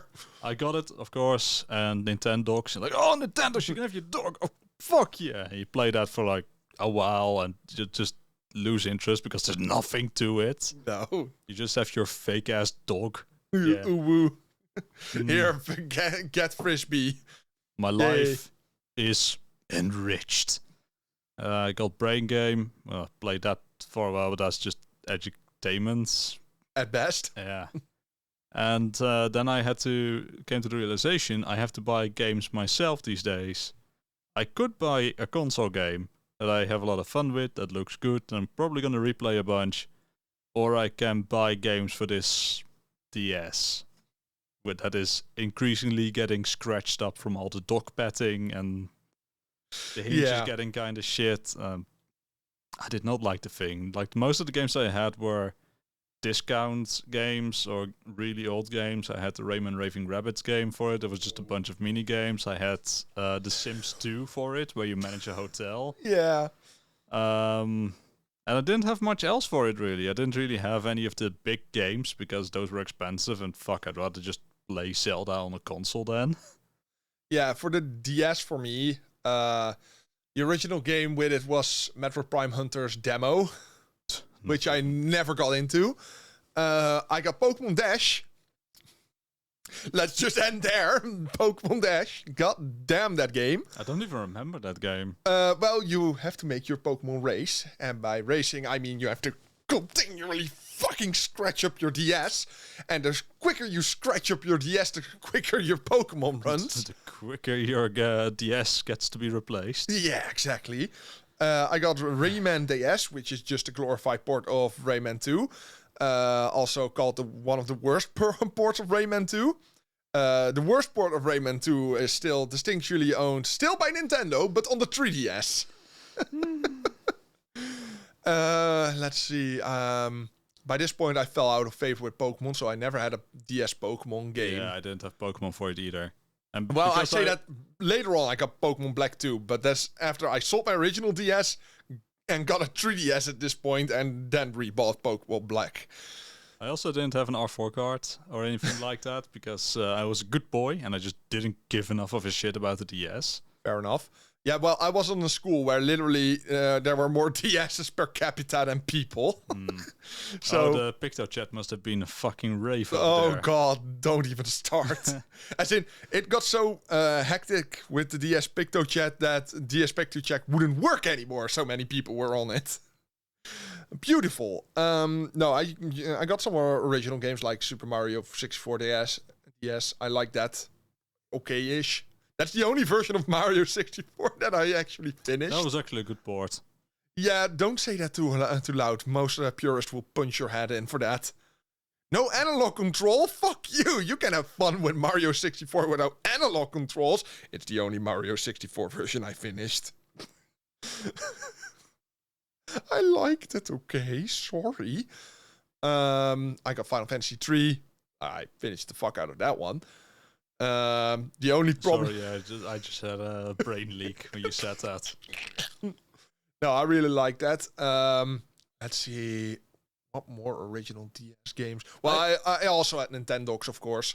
I also have to say that the DS is home to the 2 Zelda games that I literally care for the least possible. I mean, I think that's literally everyone's opinion. I literally do not give a shit about Phantom Hourglass and Spirit Tracks. Spirit Tracks, yeah. I was about to say, but it is that you said Phantom Hourglass because otherwise I wouldn't have remembered it. Yeah, I'm glad that you remembered Spirit Tracks. Because otherwise you wouldn't have remembered the other one. Should we complete each other? Oh.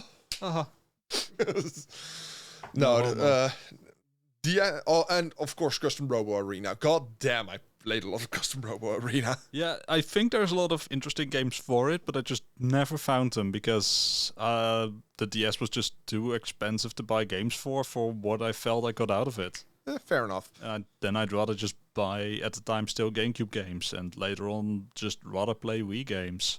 So now I think we roll on to the 7th generation. Yeah. The generation. Well, you still want to talk about this thing, I think. Well, that counts as 7, doesn't it? Yeah, 6.5, whatever. Yeah, fine. Yeah, the Wii. Nintendo's console that was unfortunately named after doing a piss. Yeah. I'm glad we can still make that observation. That's a joke that we got a lot of mileage out during the generation. Yeah, I didn't have it for a long time. As in, I got one eventually, and technically it isn't mine. As in, the Wii that's right there, you can barely see it on camera. I can't. Yeah, you can't. It's besides the BVM. Is technically still my stepmother's. I still think you just keep randomly selecting 3 letters to call this thing. The BVM. It's you said CRT. You said BVM. You are changing the letters. No, BVM. You are broadcast video monitor. Rewind the podcast. He's changing the letters. You have BVM, production video monitor, and that's the cheaper version of this. I got a BVM. It's also a CRT. You are changing the letters on me. I just know it. This is conspiracy. Fine, the Wii. Okay, fine, the whatever. Wii that is behind it, as I am just going to have to presume. Okay, this is technically my stepmother's. Because I was like, I want the Wii, and my father's like, no, you got enough console. And then my stepmother was like, I can't sport, but the Wii has sport games. Perhaps I can sport with the Wii. Then my father was instantly, yeah, we buy in that. So they bought that, and my stepmother just couldn't grasp motion control. As for someone who wanted to sport with the Wii, she couldn't grasp it. As in, she would just make these awkward, stiff movements, and the Wii was just with tennising, and the Wii was just like, you're not swinging. Swing! The Wii mode. And she just went on doing this. Just the most stiff-ass, slow movement.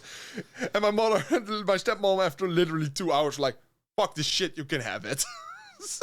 She always just kept it above my head. You're like, it's still mine. I still might want it back at some point.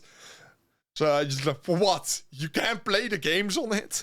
You don't want to play the games on it? It doesn't play DVDs. What do you want it for? It's still mine. So yeah, that's the story on how my poor ass we got here. I started with Link's crossbow training.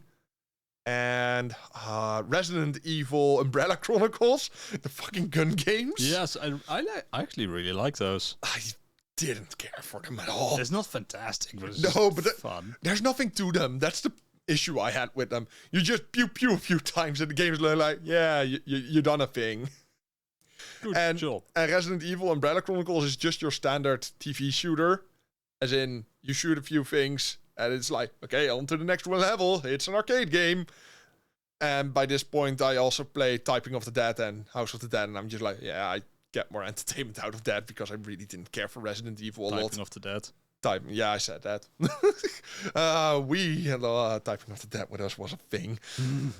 Not getting into that right now. But by the time I got a Wii, I already sold my Xbox 360 to someone, I think. Oh, for me, that was the other way around. I had a Wii to start with, played that for a long time. Zelda Twilight Princess, mostly. Smash Bros. Wasn't out yet because that got insufferably long delays. Yes. I still remember this. Yes. But I had a bunch of games for it, and I played my old GameCube games on it. Eventually sold it to buy an Xbox 360, and I got so bored with the 360 that I ended up buying a Wii again. Yeah, I got That was not a financially sound decision on my part, because I got to buy this copy of twice. Twilight Princess, which was years later, and it was still €60. Yep. My first 7th generation console would be the PS3. I bought that thing on launch day. Okay, sound laugh track, I know. Jesus fucking Christ. Also, I'm actually legitimately not sure what you're suggesting here, because the PS3 was just kind of fine, wasn't it? No. The launch lineup was literally like 4 games. There were no games for it at all. Okay. As in, if you would look at, you know this, Sinterklaas comes around and you get this fucking thick-ass book from the Intertoys. Oh, Hell yeah, memories. And they always had a lineup of games. You know, a game console is bad when you have 4 games and Blu-rays to advertise with. Superman Returns was the top-selling thing for the PS3. That was a fucking movie. Man, who wants fucking Blu-rays? Okay, all the but kids also want HD DVDs. Oof, let's not get into that. The problem with it being, I bought it on launch day. I bought the expensive version, so the backwards compatible one, €600 at that point. I was fucking loaded. I saved up money for literally 2 years for that thing, because I was, doing the math, 12. Either 12 or 13, and coughing up €600 is a goddamn fortune at that point in my life. Came out in 2007, so 6. I bought it this 7. I was 12 too, yeah. Early 7. And at that point, I was still used to buying a console and getting a game with it. Mm-hmm. And my stepmom was like, yeah, there's no game with it. Okay, fine. I'll save some more and get a game with it. I wanted Sonic at Sonic 06. Oh my. But that game... they didn't have that at our local Intertoys. Okay. So I got Gundam, Target in Sight. No, it's come back to haunt me. Not again. No. And that was my first PS3 game. I played it a lot. I finished it a lot. Can I honestly tell it's a shit fucking game? Yes. That game was horrific. But at least it had PS2 backwards compatibility. That's what saved it from getting the same fate as my Xbox 360. Because my Xbox 360 pretty much got yeeted because, first off, I still had a CRT at this point, so the visuals weren't that much better. Mm-hmm. And the games for it, I didn't care for it. But at least the PS3 had the ability to play PS2 games, so I could always just go back to it. Yeah. After that, I got... what were my next games for the PS3? Burst Limit, Dragon Ball Z Burst Limit. I got the first... for the Xbox 360, the only game I really played on my 360 was 99 Nights and 3. Oh, that is... Yeah, I recommended that to you. Yeah, well, I played that years back. You want to know the strangest fact about that game? The sequel is by another development studio and another publisher. What? Still weird to me. The PS3 was weird for me. I played a lot of demos in that time because on the PSP too, you had the store, but these were primarily for demos at this time. There weren't full games on it almost at all. So I played the Gran Turismo. I don't even think it was 5 at this point. It was just called Prologue. I played that a lot. Just a lot of demos. Yeah, I recognized that because that's when online became a thing, a very established thing. And you just had a lot of games putting out demos. And hey, that's just super convenient. I fucking hate that we don't do that anymore, actually. Yeah, because I collected. You still see my beautiful stack of demo discs. Yeah, okay. The demo discs back in the day were beautiful, and then you had a lot of the PS3 era, especially early PS3 era, just put demos on the PSN. So you could download them like that. And I think it was pretty much the only console, because the Xbox 360 had some demos, but It had quite a lot of demos. yeah, but it's a bit sparser than the PS3 as far as I'm aware. I can't compare that because as we get to it, my story is weird. Go on. But later on, when I actually got an HD television and actually got to enjoy HD, I actually started to get some games again for the PS3, which I still have quite a lot of them. Yeah. I played, of course. I think I have more PS3 games than you. Probably. I do not collect for it. I'm going to collect for it now, because it's now dirt cheap, and the games. I didn't really play much of that generation, because the frustrating part for me as a PS3 owner, especially, you wouldn't recognize this because you were lucky with the Xbox 360 in that regard. The Xbox 360 had a far better disc reader, and game installs to disc were a lot faster. So you could actually play games. Yeah. The PS3, you insert that Blu-ray disc, you're gonna have waiting times. Tekken 3, if you don't install to disc, between fights, the loading time is longer than the actual fight. That gets tiring real fast. Yeah, I can see that being a problem. Yeah, and I had the early model, so 60 gigabytes. It's kind of weird, right? Because when you look back at the PlayStation 1, yeah, that was a bit bad, but something you expected. PlayStation 2, damn, we got loading times under control, bitches. Yep. And PlayStation 3. The total opposite. Especially if you go back to a game that got updates, you insert that disc, it checks for updates, it's going to download that with its fucking slow internet speed. You could have fucking 100 gigabits up and down, but I mean, the console is limited to 1 gigabit. That's not beyond the point, though. It's just so slow downloading anything. And that's a problem that we still deal with today, because I got Bloodborne here lined up. Yep. Famously, Bloodborne had a lot of bugs in its original release and very slow loading times. They fixed that eventually, which drove the speedrun record down far, but the actual in-game time is still less on the unpatched version. I just want to add that these two games are made by the same studio, or at least published by the same studio. They're both from Japan Studio. Yeah. But yeah, they removed a lot of exploits, which of course made the speedrun longer. But then also because they fixed so much of the loading times. I just noticed an easier way to tell. They dot. both have the yellow dot. Yeah. Because the loading times were so improved, the version without the exploits is still faster. Yeah. That's pretty damn crazy. And not all PS3 games had the ability to install to disk, and I had the 60 gig model, which I also used for demos and such, so I didn't have a lot of space. So often I just couldn't install to disk. Yeah. So it's so fucking slow, and it just really gets on your nerves, because I could just flip open my DS, open a game, play it, go to my PSP, play it, go on to my PC, play it. And the PS3 is just like, brr, need to download 100 MB file, give me an hour. Just drove me nuts. Oh, just imagine it's this fat lethargic thing in a couch. Just, I'll get to it. Oh, okay, I've got to do it, man. You know what the funniest thing is? My stepmom did not expect the PS3 to be this heavy, because the PS2 Slim is just fuck all. The PS3 just weighed like 5 kilos or something. I want to add, my stepmom has rheumatic arthritis. The moment she picked it up off the counter, she pulled 2 muscles in her back and couldn't work for 2 days. No. She just came home with it. I hope you enjoy it. It's heavy, and I pulled my back, and I'm going to bed. Okay, sorry. I'm sorry, Mom.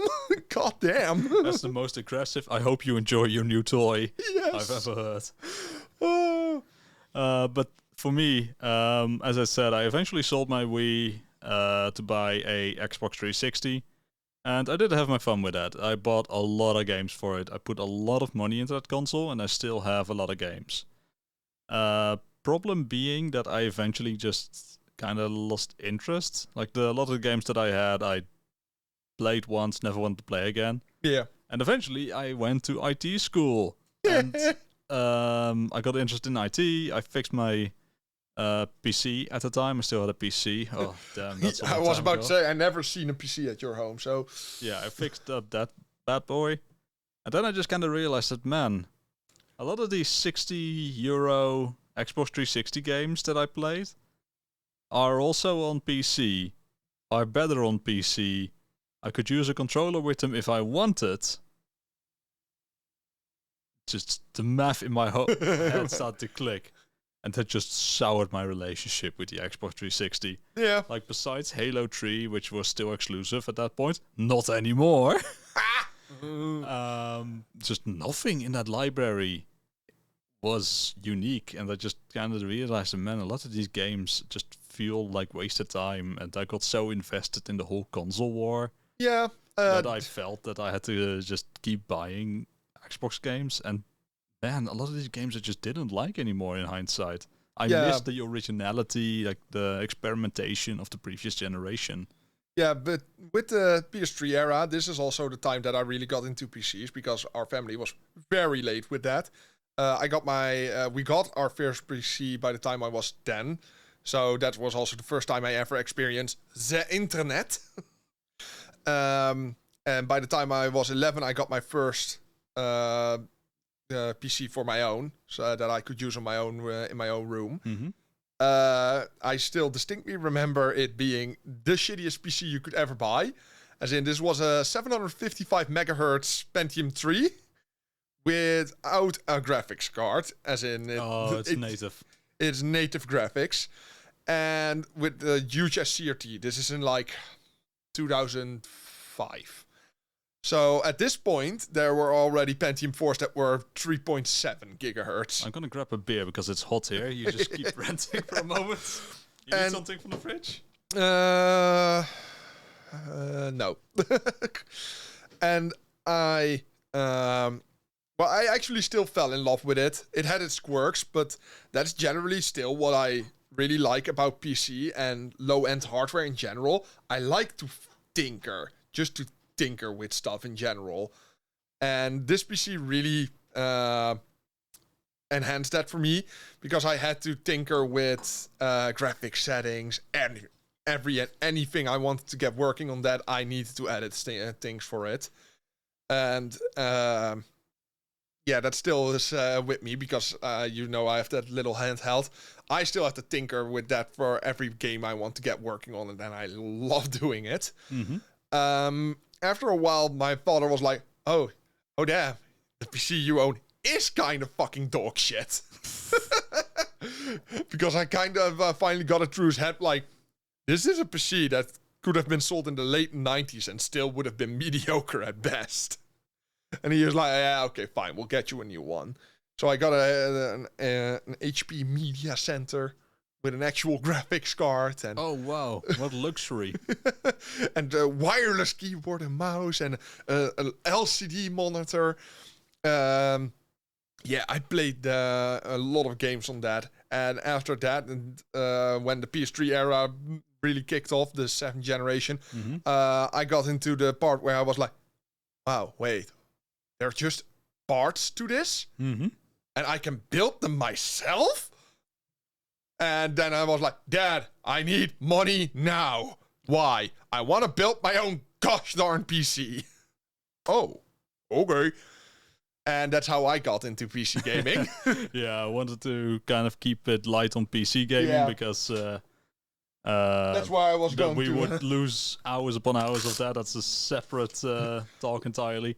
But yeah, when I realized that I could play a lot of the games that I had and liked on the PC, I tried to go original with the Xbox 360 for a while. Yeah. You know how I did that? I bought fucking Final Fantasy 13. I hated Hallway it. Simulator. I hated it. I gave up. I bought a Wii again. I finished Twilight Princess. I fell in love with the Wii again. And eventually through very weird autistic hoops that I had to jump through, I got a PlayStation 3.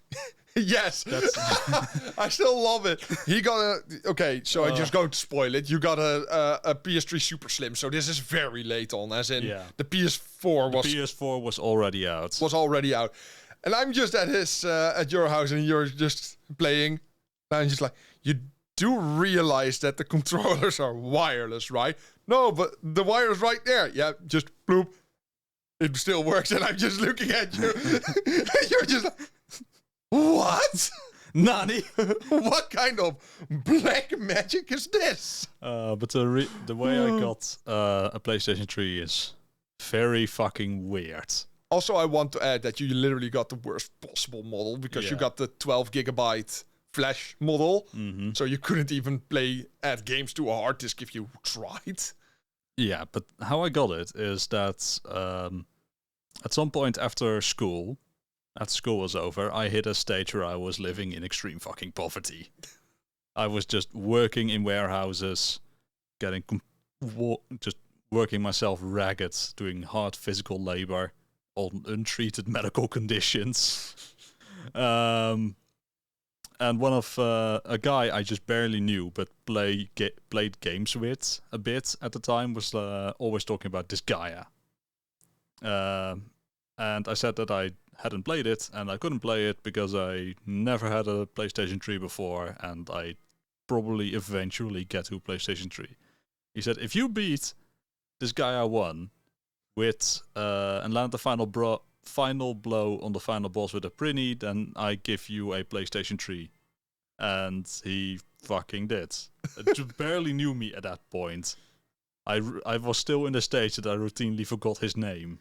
I just in general, without any context here, sounds about right, because this just sounds like someone who's really obsessed with a game series that nobody fucking likes. Thanks, by the way. Yeah. I did like this. I do like Disgaea. Oh yeah. And I really like Disgaea 2 and Disgaea 3 and Disgaea 4. I'm kind of about. Yeah, that was a very weird way to get that console. Yeah. And then.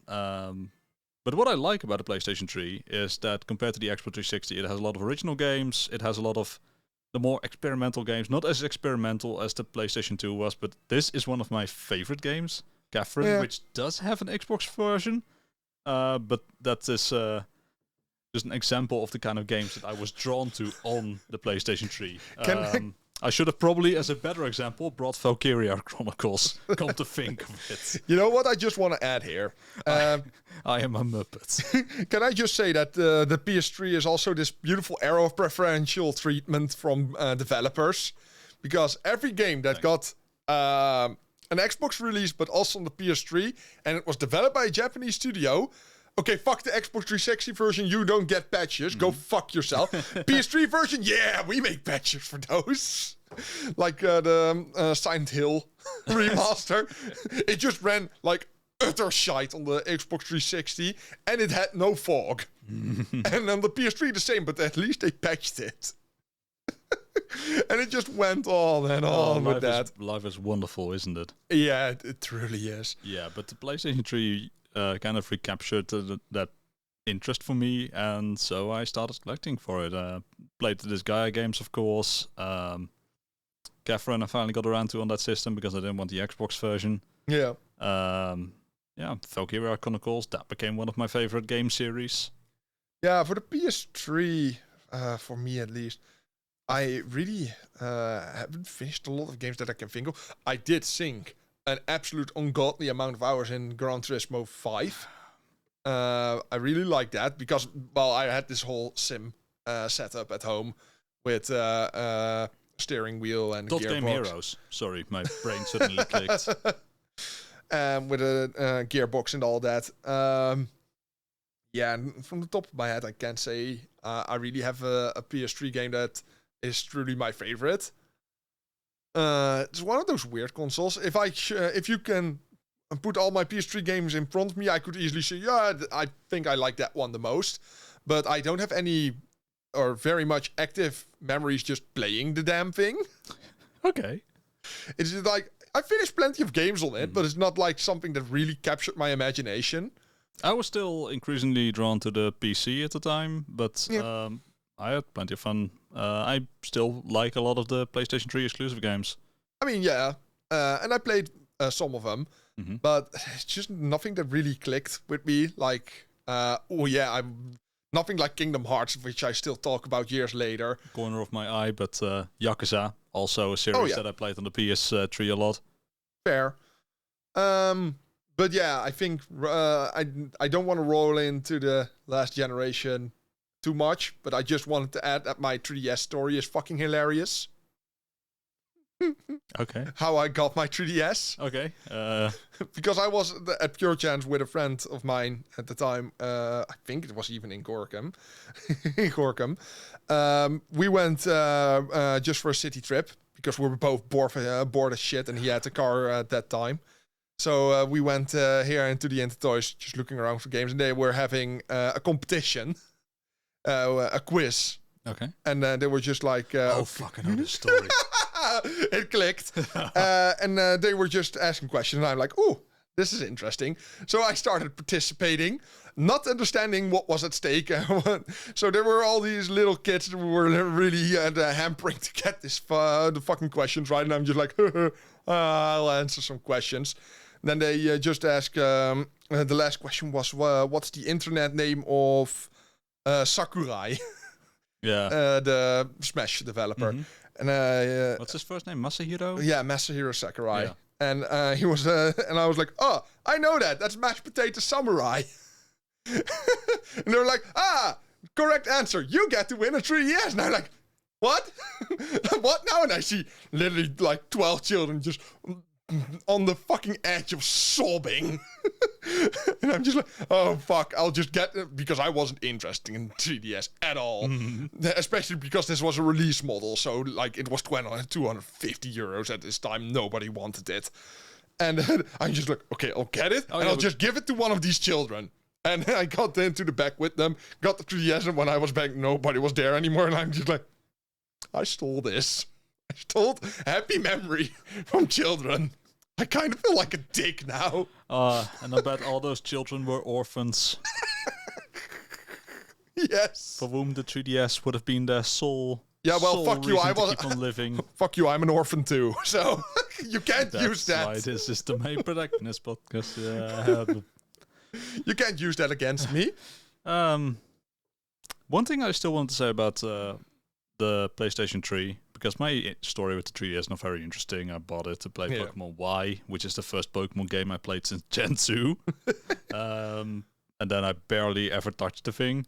But one thing that's a controversial opinion is that I do not really like the Uncharted games. I mean, I played most of 1, and I'm just like, yeah, this is just shitty or Jack, in my opinion. Yeah, I played 1, 2, 3, and 4. I'm just not interested. It's like the fucking bits of game design for me. Like what I mentioned constantly with being enamored with like the spirit of originality from the early 3D days. That is just gone in Uncharted. Yeah. Just walk around these environments, climb through these contextual climbing segments, shoot these dudes in these obvious arenas. You know what I hate most about it? Because Tomb Raider did the exact same thing.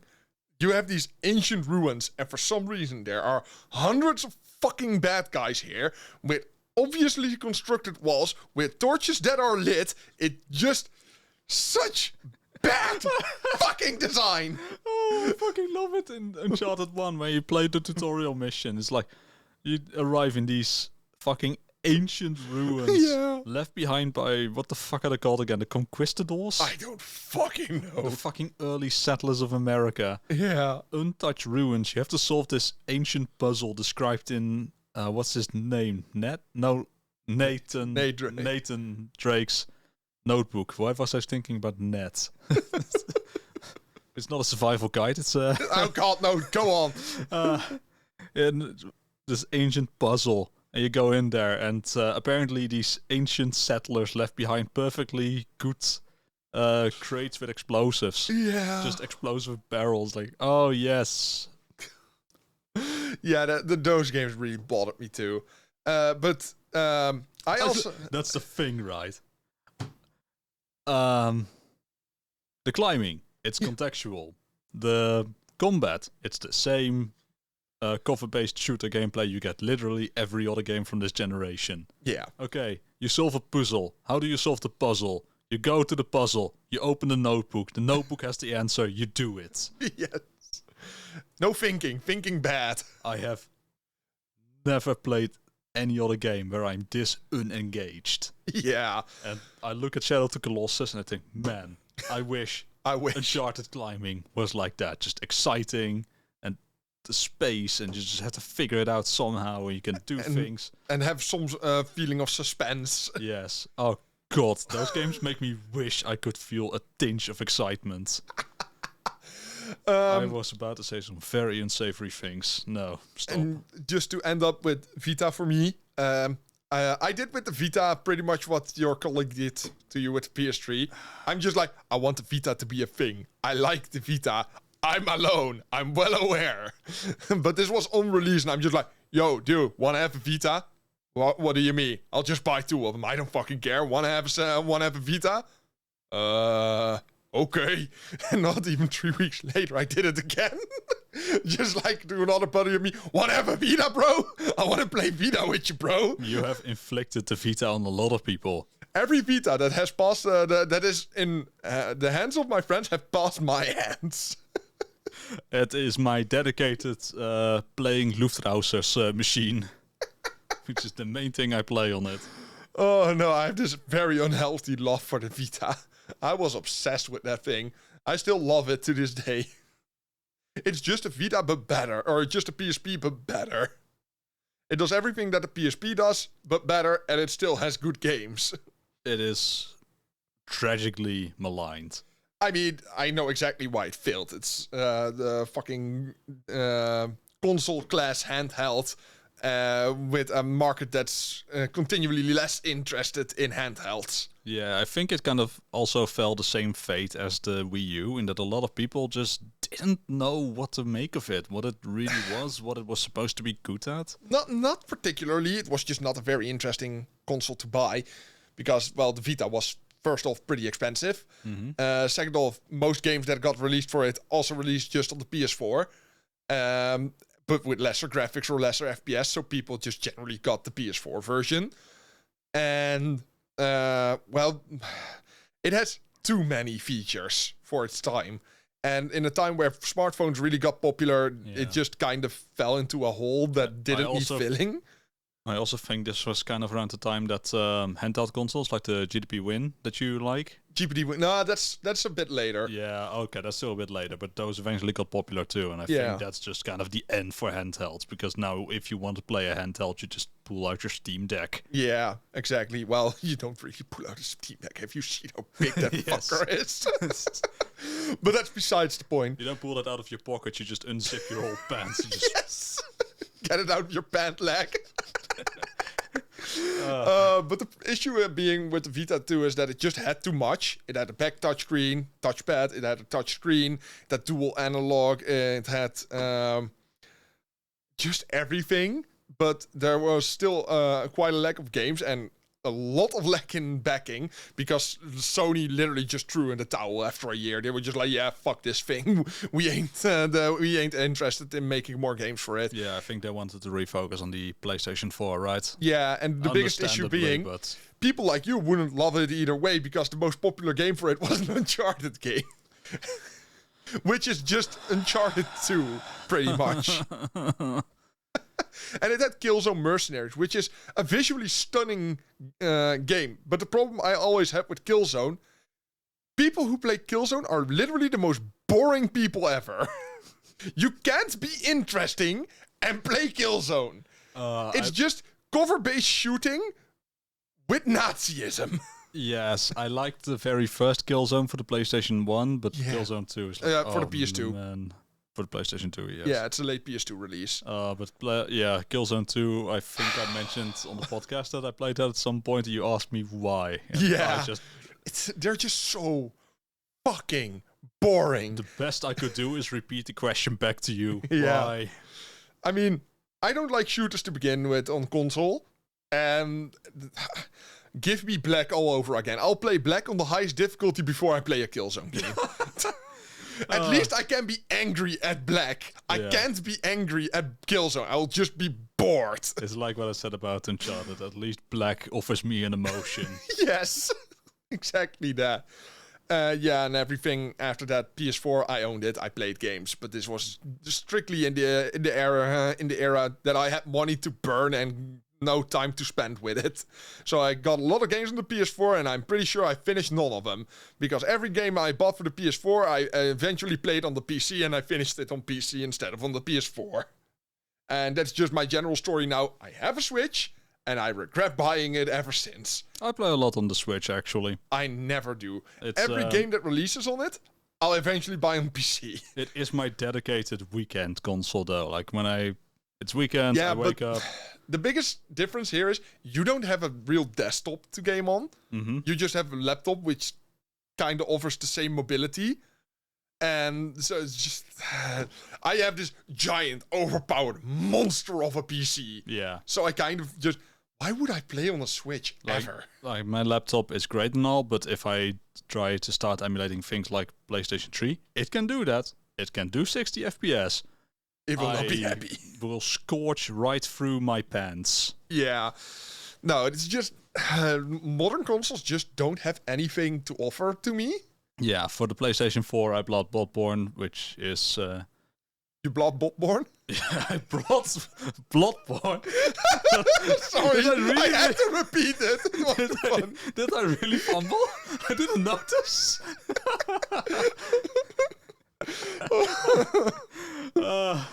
Yes, I Bloodborne, which is really fucking amazing. That alone made the PS4 worth buying to me, which is a shame. Fair. Because my PS4 is currently annexed. Annexed? Oh, Yes. somebody has re-owned it? Yes. I just had to borrow it until he could buy a new PlayStation 4 for himself, and That still hasn't happened. buying a new PlayStation 4 for yourself is difficult in today's economic climate. Yeah.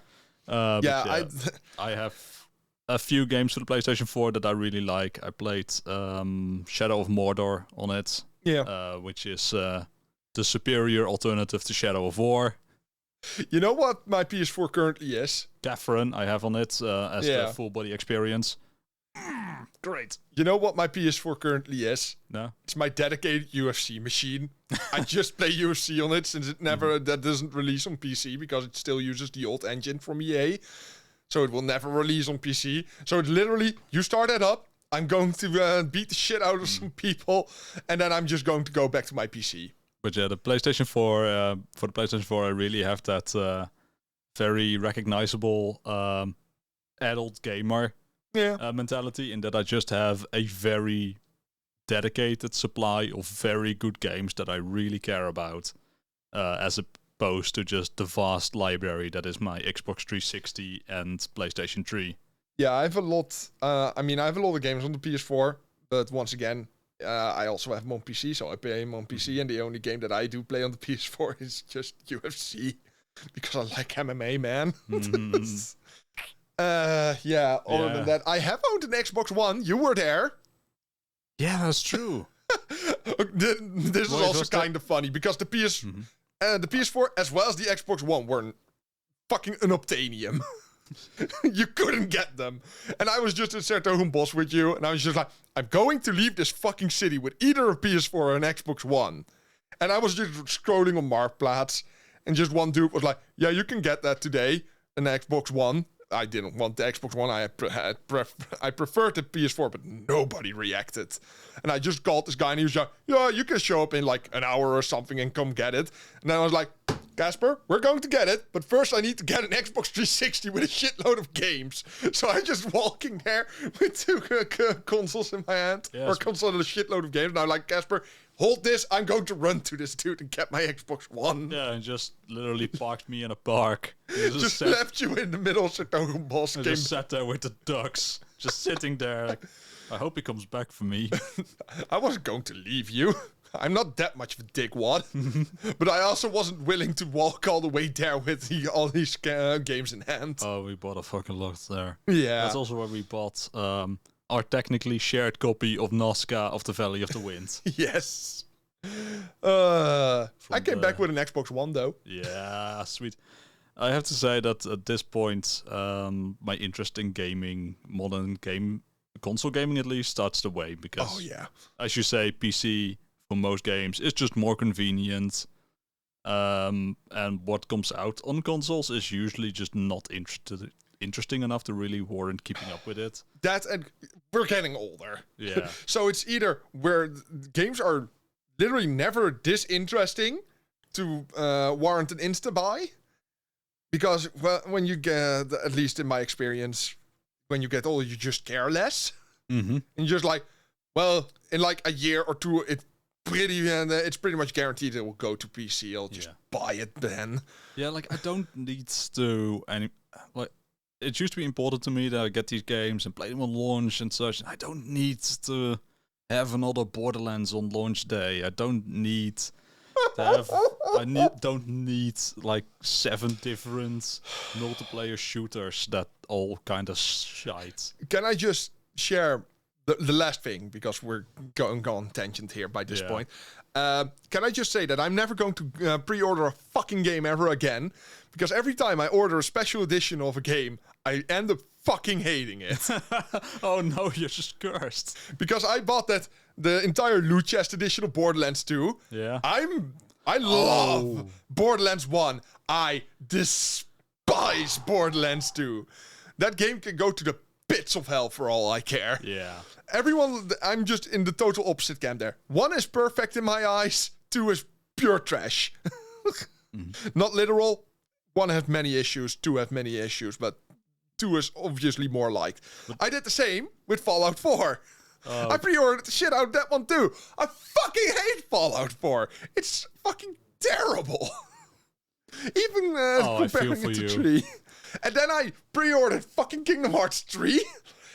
It's the worst game in the series, man. My pre-orders have been on point, but I'm only pre-order things that I'm just absolutely invested in. Crusader Kings 3, Skyward Sword.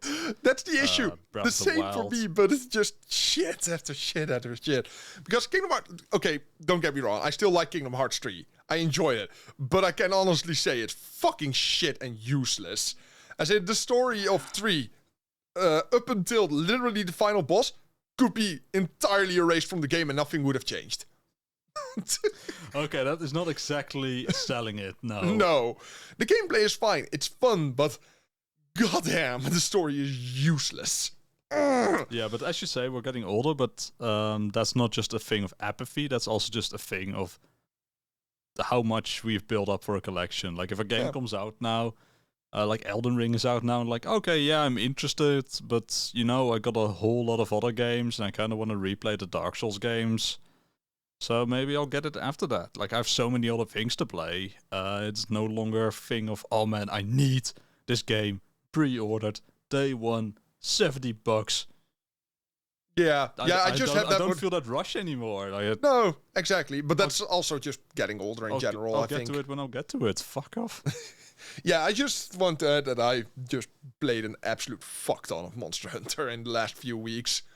I finally got some people into that, and I have that's a game in a long while which I've played so many hours.